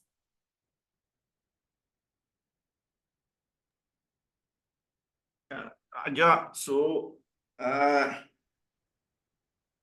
think just last month we had the British returning some artifacts to the Otumfuo. Yes. And if you look at the items that were returned, you'll be amazed about the skills in working with steel in those days, in making those gold artifacts that were taken away from the region. And you see this technology in almost all the cultures that were examined last week, Great Zimbabwe and so forth and so on, iron making technology and skills. And you mentioned blacksmith activities and so forth and so on.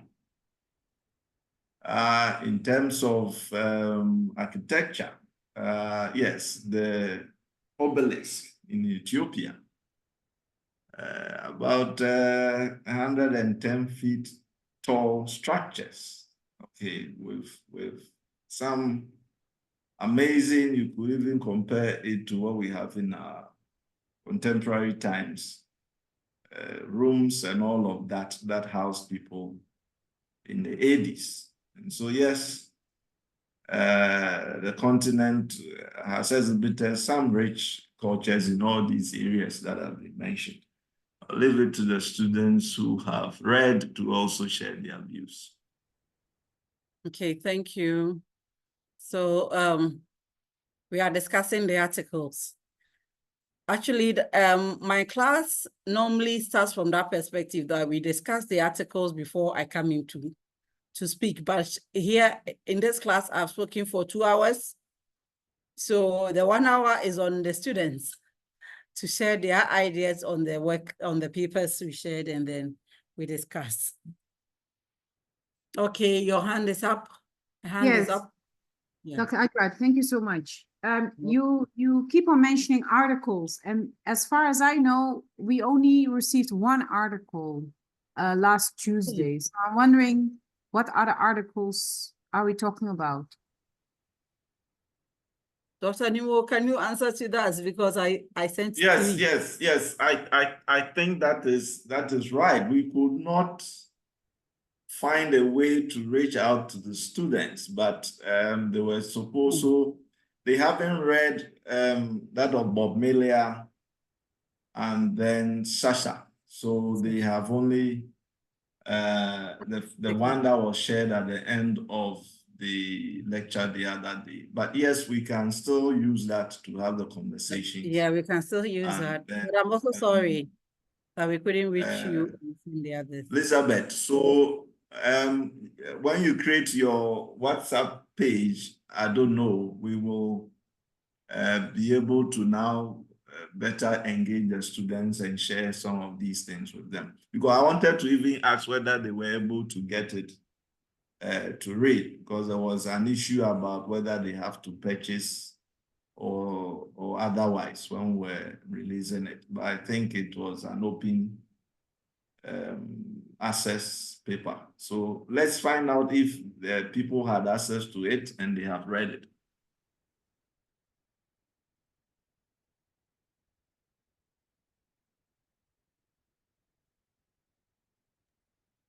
Maybe everybody that's read it can raise their hand.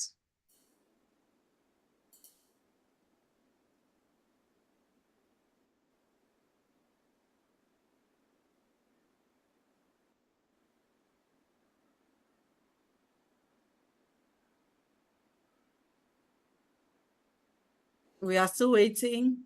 Should I call out? I would be lying if I said I read it. I definitely did get it and put it on my phone. Kenneth?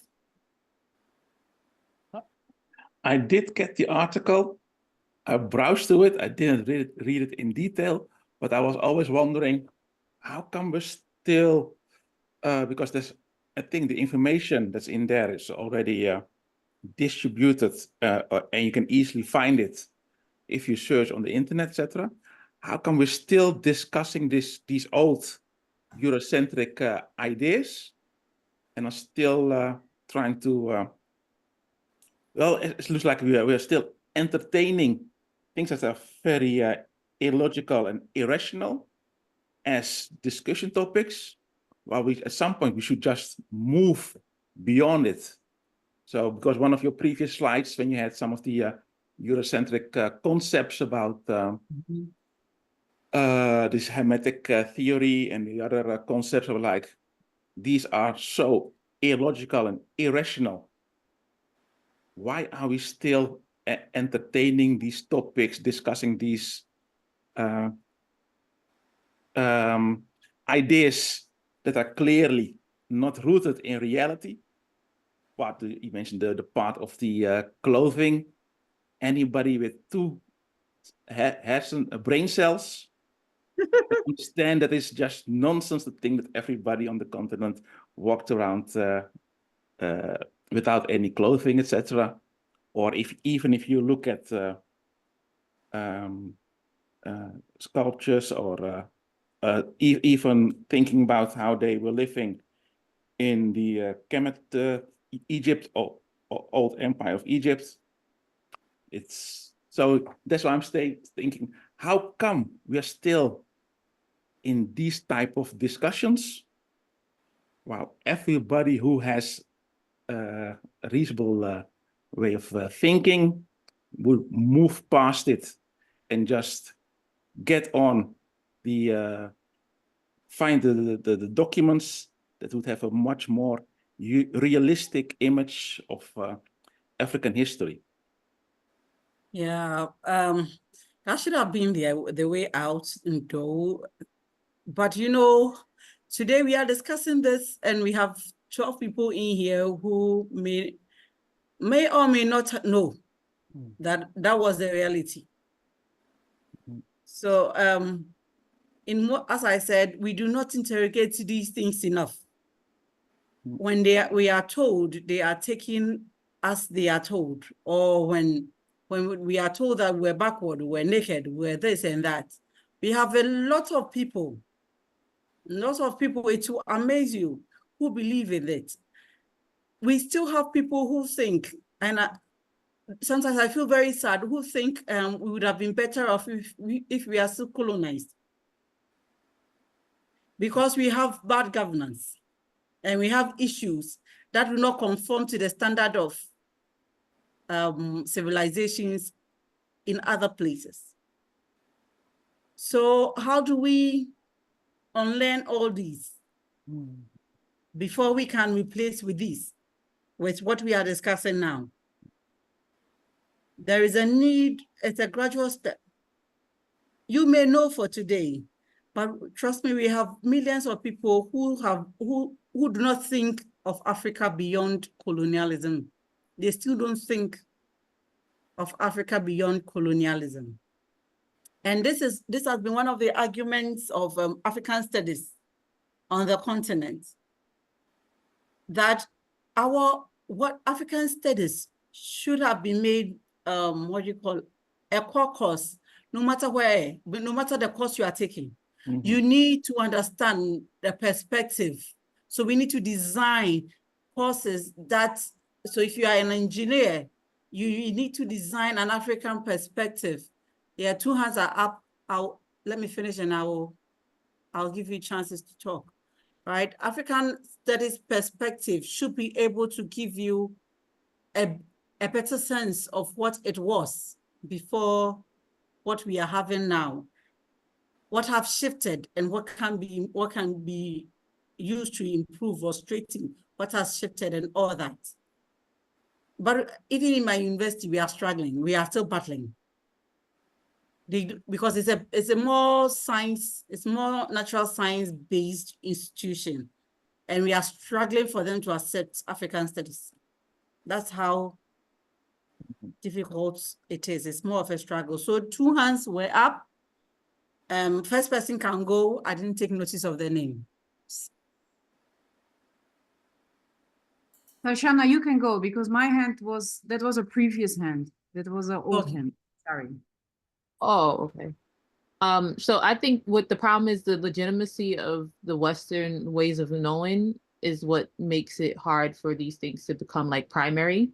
I think about like a school, there's a school in Kenya right now that is prioritizing like Swahili language inside of the school and African-based learning, right? And it's crazy how the surrounding community are telling the families who are choosing to put their kids into school, like, oh, don't do that, you're going to set your kid back, right? Whereas, you know, if it was like a European school or something like that, they'll tell them like, oh, it's fine. So it's like when there are systems put in place where African knowledge and education is the primary, it's seen as illegitimate, like you're putting your child backwards, right? I even think about like when I chose schools, is like I chose to go to a primarily white institution, right? Instead of looking at a Black institution, because I'm like, oh, I might get more opportunities if I go here, right? How many kids are in America like, oh yeah, I'm gonna find a school in Ghana and go to a college in Ghana? Like, no, they will go to England, they will go to France, they will go to all these European schools because they think it's more legitimate. Yeah, Saskia, your hand is up.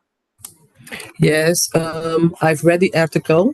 I have to emphasize that I started my history study in Suriname, and in Suriname, in the curriculum, we had African history. So a lot of these things I already knew. So it Okay. was a recognizable. Mm. I finished my study in the Netherlands, Nijmegen, and it was very European centric. But I had the opportunity to start my study in Suriname for 3 years, so I had a broader, comprehensive approach to history, because there we got Caribbean history, African history, Asian history, because Suriname is solely there with other colonized countries. Okay, thank you. And as yeah, it is important that we have we have the basis right. Even in African schools, as I said earlier, our history is more through Eurocentric lenses than it is through African lenses. I don't know of history department, though I teach there, but I know most of what I teach is I teach African diaspora, Africa diasporan relations. And African diasporan relations starts from colonialism, because we have the diasporans because of slave trade, right? I know people learn pre-colonial, but pre-colonial Africa is not I don't know if it's a designated course on its own, where we pick these, that is not part of what we are doing. It is not part of a broader course, but then it is just pre-colonial. Then we take it one by one and we learn and we go through it. I don't know if that's being done in any African institution. We just brush through as we've read 3 articles, we've discussed that for 3 hours, we are okay, and then we move to colonial. And trust me, when we move to colonial, it's going to take us about 3 classes, not just 1. We are going to go through it bit by bit from 19 what to 19 what, and then the struggle and all. So it's more of a mindset that we need to intentionally teach about our history beyond colonialism. It should be intentional that we teach it in our schools and as it is. Because my children, I have kids, they learn history all right from primary 1, primary 2, but their history starts with colonialism. That is where it starts from. And I think this should be the basis of it. Like we started from the basis that they know that Africa existed before them. So when there's a British, he's a British, Hugh Romper talks about Africa does not have a history, but Africa's history starts from European contacts. We can disprove that. But we have a lot of people who don't know. We have millions of people who don't know that we have a history beyond European contacts. They don't even know about Arabian contacts. They don't even know that we've been trading with Arabs and Asians for years before Europeans came in.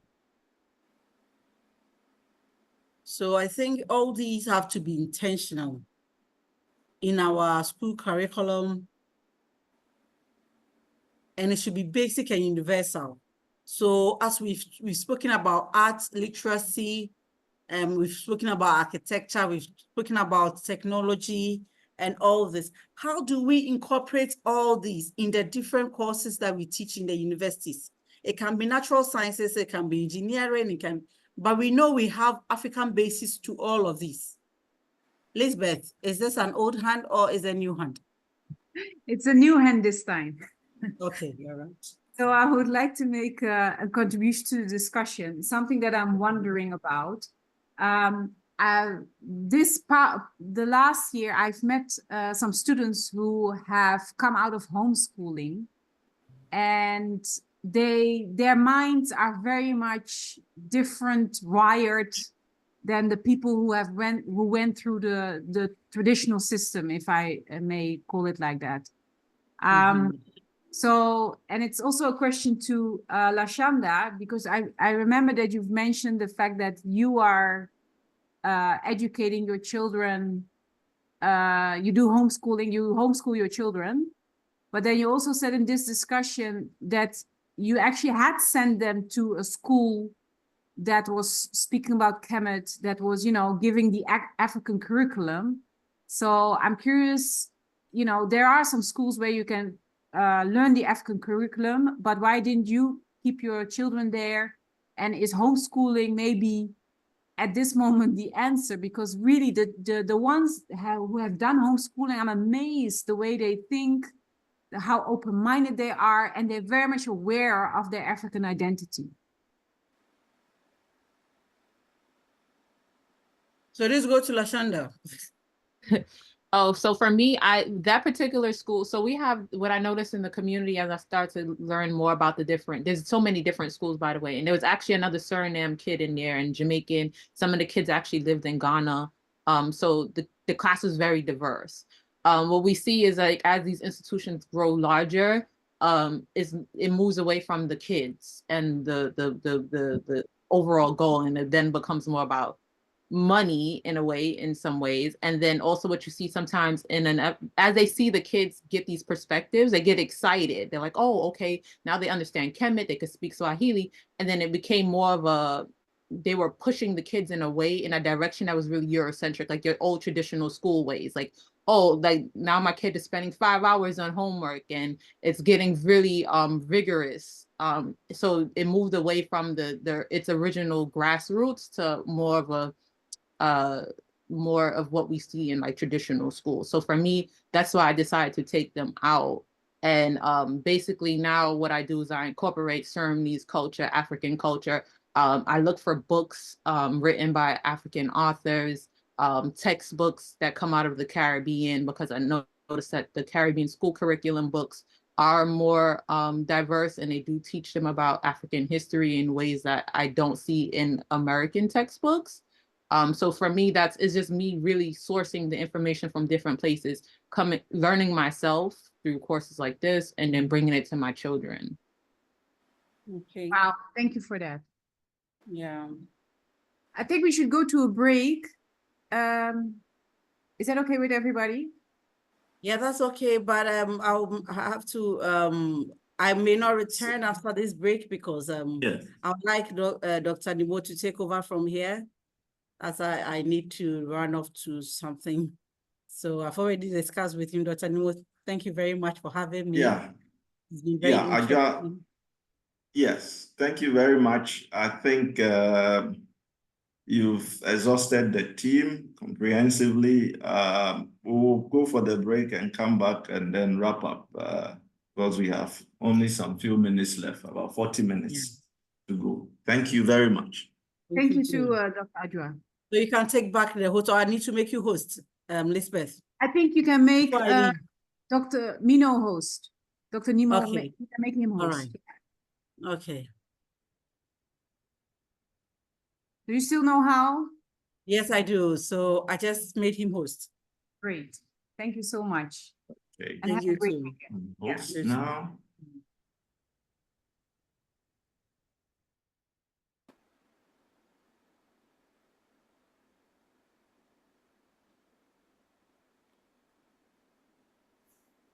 Okay, so we have our break.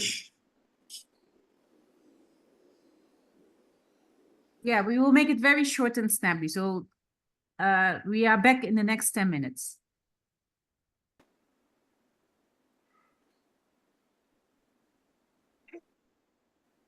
Mm-hmm.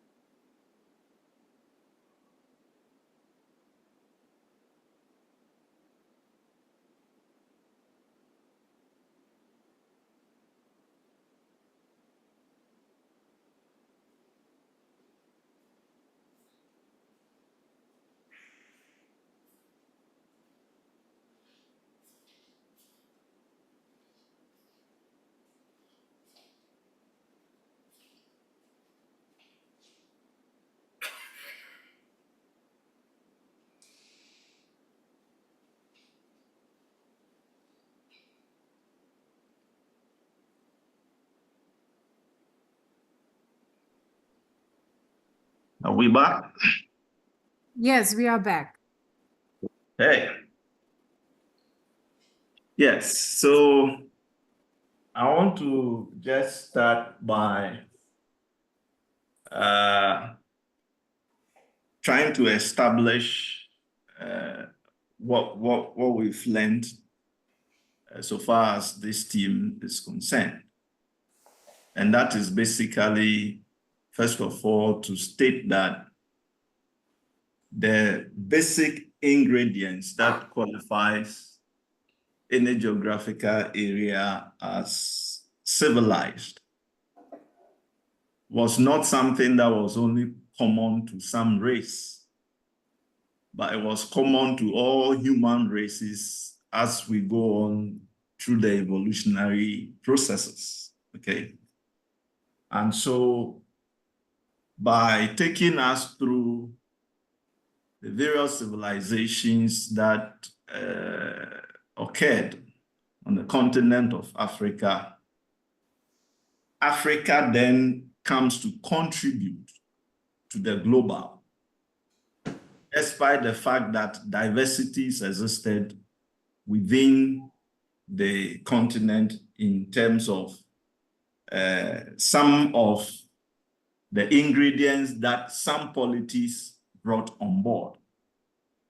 For instance, in terms of contribution to medicine, then you are looking up to Egypt, where you understand that if we were able to read all the recommended books, you will get to know that the Smith papyri rolls, for instance, were the first documents in world history to have documented events about the brain of human beings, and from which other scientific developments will occur.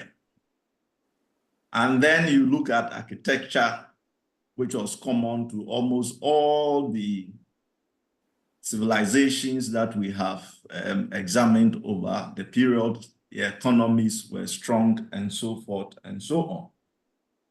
What I want us to then ask is, had Africa not been interrupted by colonialism and colonial rule, what would have then become of our economies in terms of scientific advancement, in terms of cultural advancement, and in terms of economic advantage? So, reading the scripts, what do you think would have become of our continent if these processes, okay, of expansion and developments, so far as these civilizations were concerned, had not been interrupted throughout or as a result of the contact with the Europeans? Shandy, I want to have your views on that.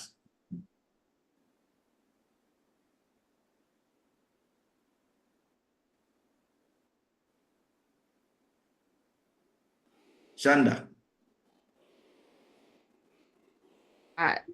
You saying it, and I can't fathom it in my brain or whatever it looked like, because we have to also take in consideration, like when she was explaining to me the situation with Kemek in Egypt, about how one particular, like, I guess, ethnic group or tribe would dominate over another. So it's like, would it have been a situation where, let's say, the Asante kingdom dominates all of Africa, or Igbo, this is like one tribe that just dominated everybody and we just follow that? Because we see, like, with Northern Africa, like now is mostly Islamic. Like, would it just have been like one big domination? Yeah. Kenneth.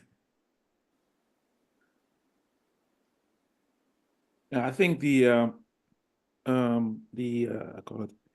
evolution of society comes from multiple things. One, of course, is the expansion of a society, so warfare, but also building a new technologies, and also doing some steps.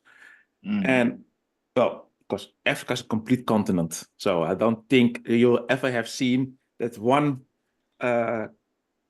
group or culture would how you call it, dominate or rule over the whole continent. So having these multiple societies also trading with each other and working with each other or learning from each other would also would have brought new perspective into the whole civilized world as we now know it. So I think we having the Europeans with their aggression and the way they did the imperialism came into the continent did not only interrupt but probably also changed the course of history, and some of the developments that were made possible in the past, also from a philosophical and political point of view. So it's difficult to tell where we would have been without this that interruption. But definitely, I think progress would have been made, because over all the hundreds and the thousands of years in the past, progress was made. Always something new came up. They looked first, for instance, at travel on sea also, but they were not as aggressive as the European expansion, but travel on sea, but they knew how to do it, and what they knew about the way the solar system, this universe stellar system was going around, stuff like that. So there was astronomy. Yes, astronomy. There's a lot of knowledge building taking place, and all of this has been interrupted in a very brutal way. So that's why it's difficult to say where Africa would have been, but lots of progress would have been made without this interruption. So, Kenneth, I went off briefly. I think I had some problems, but do you then realize the significance of what we are doing now? I do. Or the team we are looking at? Yeah, I think it's a very important thing that we are doing, because also in here in the Netherlands, the foundation I work with, they understand that it's all about the education system, which now lacks all the ingredients to help help everybody, children and adults, broaden their view, worldview, mindset. And I think by sharing this knowledge, creating also a knowledge framework that will help to broaden the curriculum as we know it in most parts of the world at this moment. Because normally you would say world history is African history is world history. But when you go to the normal Eurocentric schools, world history starts with the Romans and the Greeks. And then they don't hardly ever teach anything about the progress and developments on the continent. So yeah, that's why so many people are close-minded, very Eurocentric, and can't escape that narrative where they've been placed in. So it's important for us to share the knowledge and also then try to build on establishing new school curriculums also. So please do well to read the article that was shared. Thank you. Yeah. Mr. Sen. Yes, yeah, thank you. I do agree with Mr. Michael, and he said we have to create information. That is what I want to do. And you know, because of the curricula, mostly in the countries with the colonial past, that European countries who has colonized, countries who has been colonized. There's two types. Africa, maybe yes, Africa was also colonized by the Belgium and some more, But, you know, that's why I'm wondering if we want to create or recreate information, historic information or whatever, we have to make a choice. And why we have to make a choice? Because we have to give to our children. They want to know.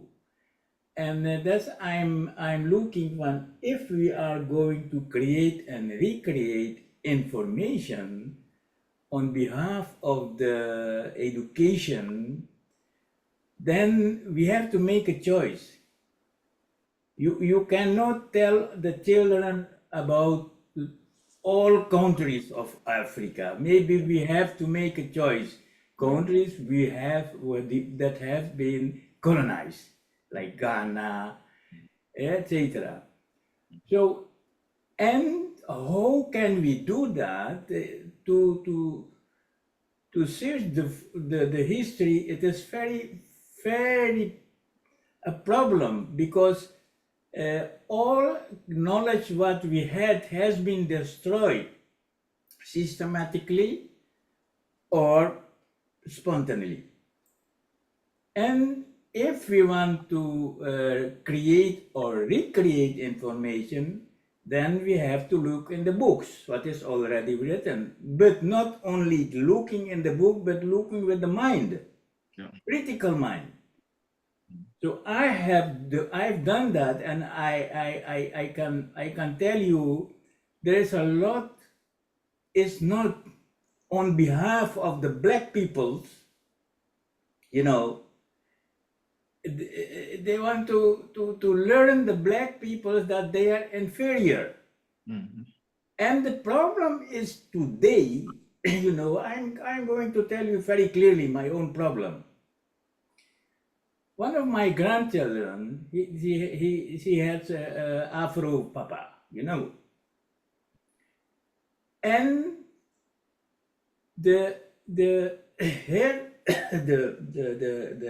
grandparents of the Afro side, for example, it is okay. Her mother, my daughter, has right hair. You understand? She has a right hair. That means the Afro type is not right. And the papa is telling this.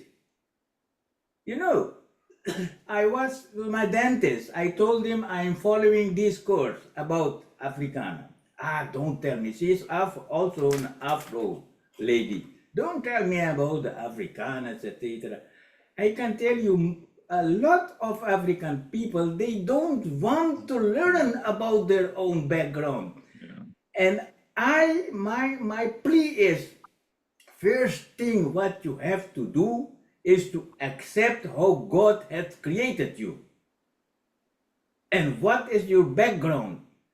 And if you can pass this knowledge to the descendants, they will be always a stable people.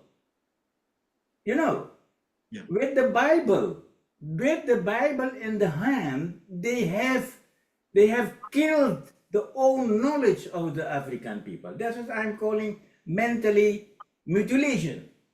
They have destroyed that. So, and I am seeking for a system because I am also an educator, was an educator. I'm looking for a system to include a curricula like this in our education. And that is in addition to the former speaker, Michael. Thank you. Thank you very much, Mr. Sen. Yes, it's true that we are still grappling with neocolonialism, and that has become a major challenge, how to reorient our minds, accept who we are, just as you mentioned, and then begin to pick it up from there to develop our economies. But these are conversations we will continue to have as we go through the course. Ruben, can I have your take on this, please? I've been listening to the whole course today, and actually I want to contribute in this way. I hope it will contribute in one way. But I've been brought up with the knowledge that African, or Alkebulan, I want to call it, was the first continent of the world, and that the human race came from it. So when Adwa was talking about development and underdevelopment, the first thing that I thought was from rich perspective, because from what I know, we all come from Africa. So what do we mean with terms of underdevelopment and development? And I think Kenneth said it before, early before today, that the colonialism was actually just a hold up of the development that Africa had. So by telling what would it look like today is a very difficult question, I think, because that's actually what we're trying to figure out. That's what we're doing. When Adwa was talking about the Adinkra symbols, you have the Sankofa sign, the Sankofa symbol, and that is about taking back what you already know, right? So that is what discourse is for me, to get knowledge, not in terms of the perspective of the Western or European perspective, but getting knowledge from how the knowledge was actually built from the African perspective, and to understand what the colonialism did to contribute to being the hold up in that development. That's what it is for me. Oh, okay. Okay. Saskia.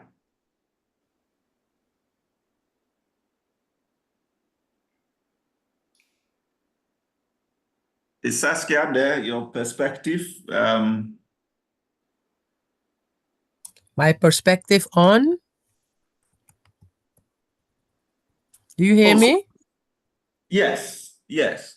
So I asked that we share our views on the effect of colonialism, or the contact with the West, on the civilizations that we have examined, and if that contact had not happened, what you think might have become of the continent of Africa and its people? Yeah, I do have to agree with Kenneth that I think that it was a disruption in our development, and I think that we have a long way to go. Like your colleague said, when you've had when you have 300 years of colonization, and now you're independent, not you're independent on paper. Yeah, so 67 years, yeah. But not really independent, because you can do the things that you want to do like you want to do it. You're not free to develop your country and your society like you would. Then I think that we have a long way to go. But I am glad that there is a lot of consciousness, and not now, because Marcus Garvey already had it in the 30s of the former era. So there's always an increase in consciousness, and sometimes a decrease, and then again an increase. In the 70s we also saw it, in the 60s, and I think it's now again an era of consciousness.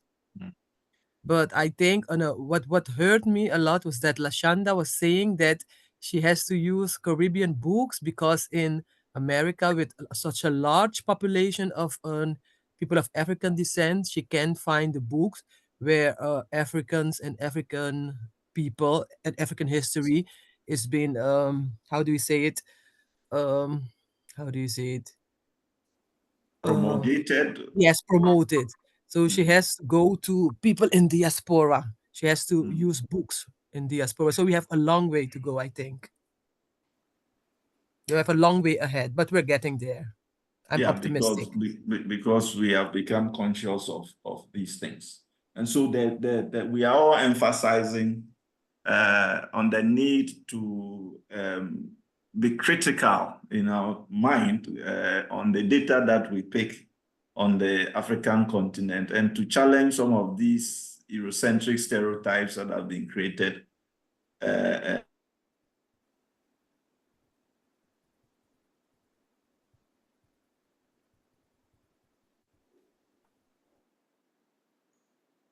So I think the video just froze, but everybody is still moving. He might not know. Yeah, I think he's talking, but he doesn't realize we're not hearing anything. Yeah, and I don't know how to prompt him. Let me just raise my hand. Maybe that will help. We still have a few minutes left, and I'm not sure if the system will close us automatically, because everything has been set up automatically.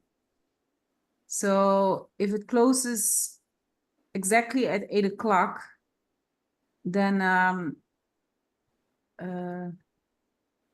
kindly follow the WhatsApp group. I've added as many people as possible. There's still one person left to give me her WhatsApp number.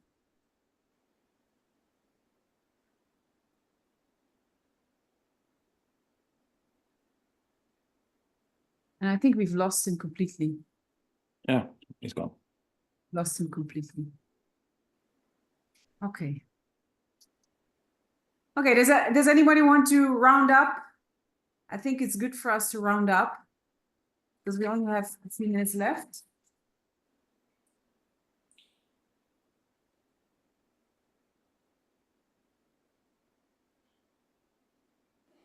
Oh, somebody's sharing. Oh, Kenneth, you're sharing something. We had this scholar.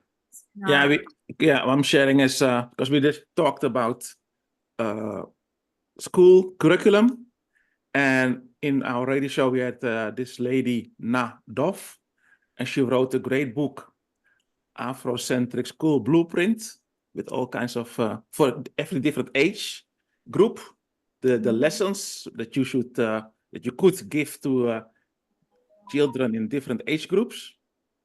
And I thought it was a very it was an interesting talk, and it was a very beautiful book to have. So I just thought I'd share it with the group, so you might have a look and maybe see how she approaches this topic. Yeah, thanks a lot. I've shared it in the WhatsApp group. Oh yes, even better there. Yeah. Yeah. Thanks. Yeah. Does anybody else have something to contribute before we close? I see Michael is back. Yes. Dr. Nemo is back. Hi. Forgive me. This is my internet. So now I'm using my private line to connect because I wanted to be here. Elizabeth, I was asking you or have you done that already? And I'm sorry, I don't know what you have been asking me because to be honest, I was on the phone. You were also off. Okay. All right. No, I was on the phone. I was not paying attention. I was on the phone with somebody who has my car. No, we were wrapping up and sharing our opinions on what the effect of the contact with the Europeans. Yeah, whether or not we will be able to picture how it would have been, how the African had it not been interrupted, yeah. So before I try to answer that very difficult question, I wonder if we are asking ourselves that because we are saying colonialism should not have happened. Is that what we are implying with that question? Yeah, I think essentially so. We are thinking that if we had allowed the processes of civilization to continue without that interruption, then probably it would have been a better society now in terms of its economy, politics, and technology. Yeah, I think so too. But at the same time, it did happen. And I also believe that everything happens for a reason. Mm. So I don't know if I may go a bit deeper. Yeah, that way. Yeah. Yeah, Quickly like what though. is, for me, it's an interesting question. What is the spiritual dimension of colonialism? Because it was not only the African continent that has been colonized, it's like the whole, yeah, the American continent as well as Australia, parts of Asia. Mm.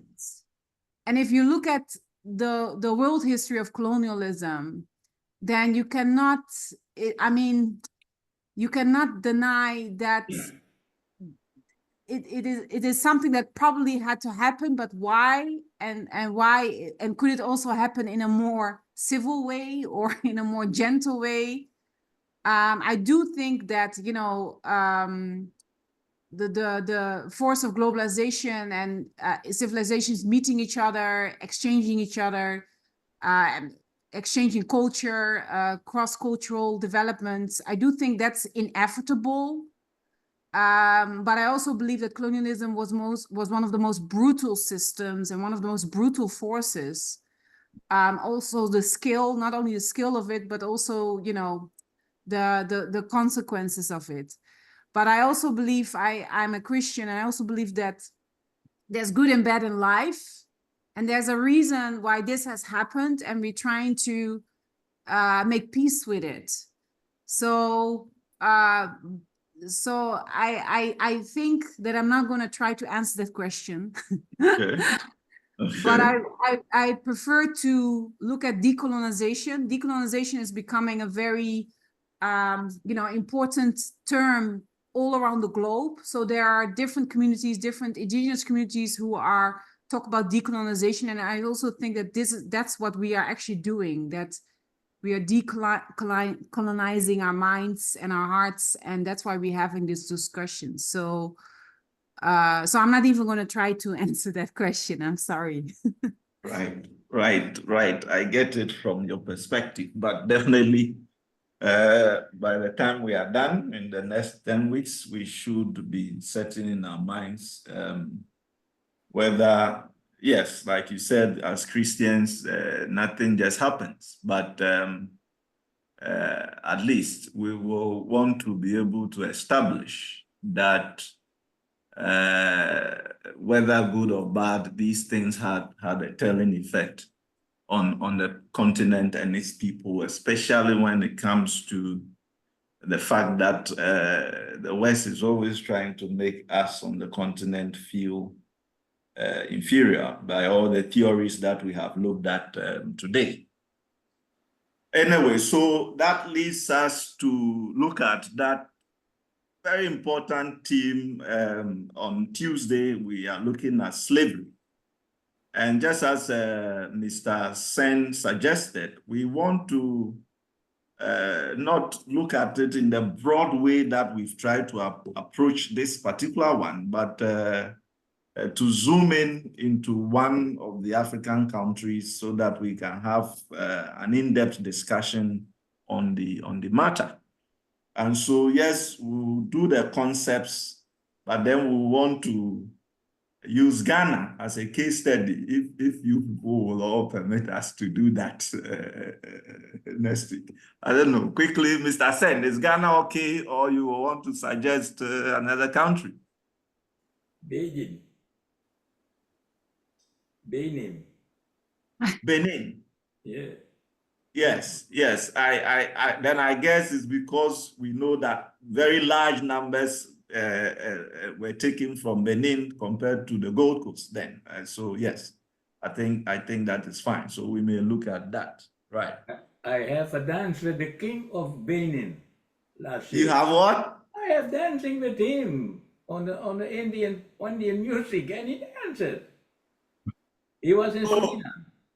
Yes. Okay. King All of right. Benin, he was there. Yes. Oh, okay. Right.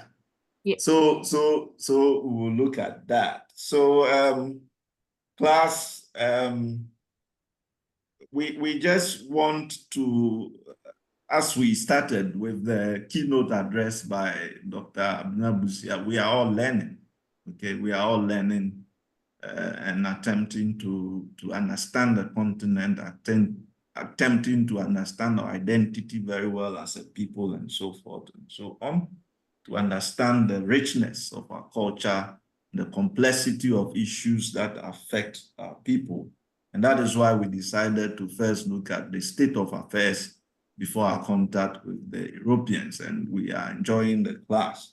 And as I said, next week we'll start with slavery, look at the domestic versions of it, and then look at the Atlantic or European versions of it, look at the dynamics, and then see and challenge. And just as you are all suggesting, begin to look at things from the African perspective instead of that which the Europeans have been sharing. But we are grateful for your time. But will you be sharing also articles for the next class, or yes, please. Yes, if please. you can So, share in time, because I have a weekend, I can read it, but on the Tuesday I don't have that much time to read any new articles. okay, Elizabeth. Yes, I'm here. Yes. So, how do we do that? You can send it to Marvin, please. You can send it to Marvin, please. To Marvin. Okay. Yeah. All right. And then So, Marvin will send it to me. Yeah. okay. But okay. you have each other's number. I don't have your number, but Marvin has your number. Yeah. Yes, I have your Ghana number, the one you shared. Oh, you also have mine. Oh, yes, of course. So then you can So send it straight to me. I've just saved that one, and so we can Great. also use that one. Okay. Yeah, then so you can send it straight to me, and I will share it in the WhatsApp group immediately. Okay. And then we would also like to have your PowerPoint presentation, and also the one of Dr. Adjua. Adjua. Okay. Okay. We will do well to send them to you in the class. Okay. Thank you. So thank you very much. Thank you too, and then we're looking forward to see you again on Tuesday. On Tuesday, yes. And be aware that you're speaking to Surinamese students. So when it comes to transatlantic slavery, you are going to teach us. Maybe, hope so. I hope so.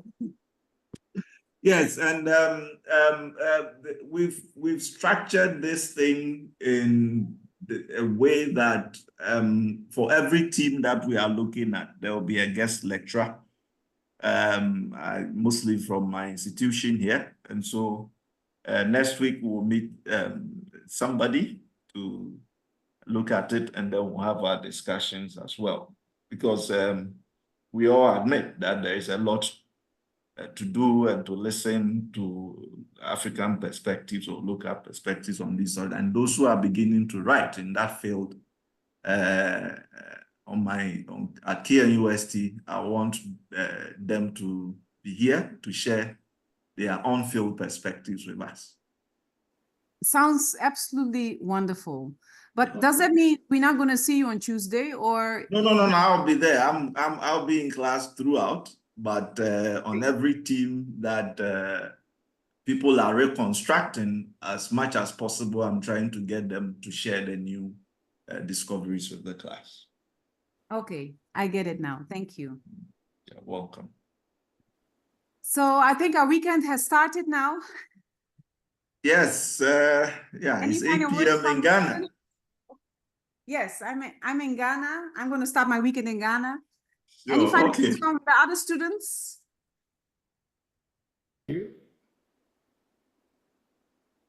Okay, then I think it's goodbye then.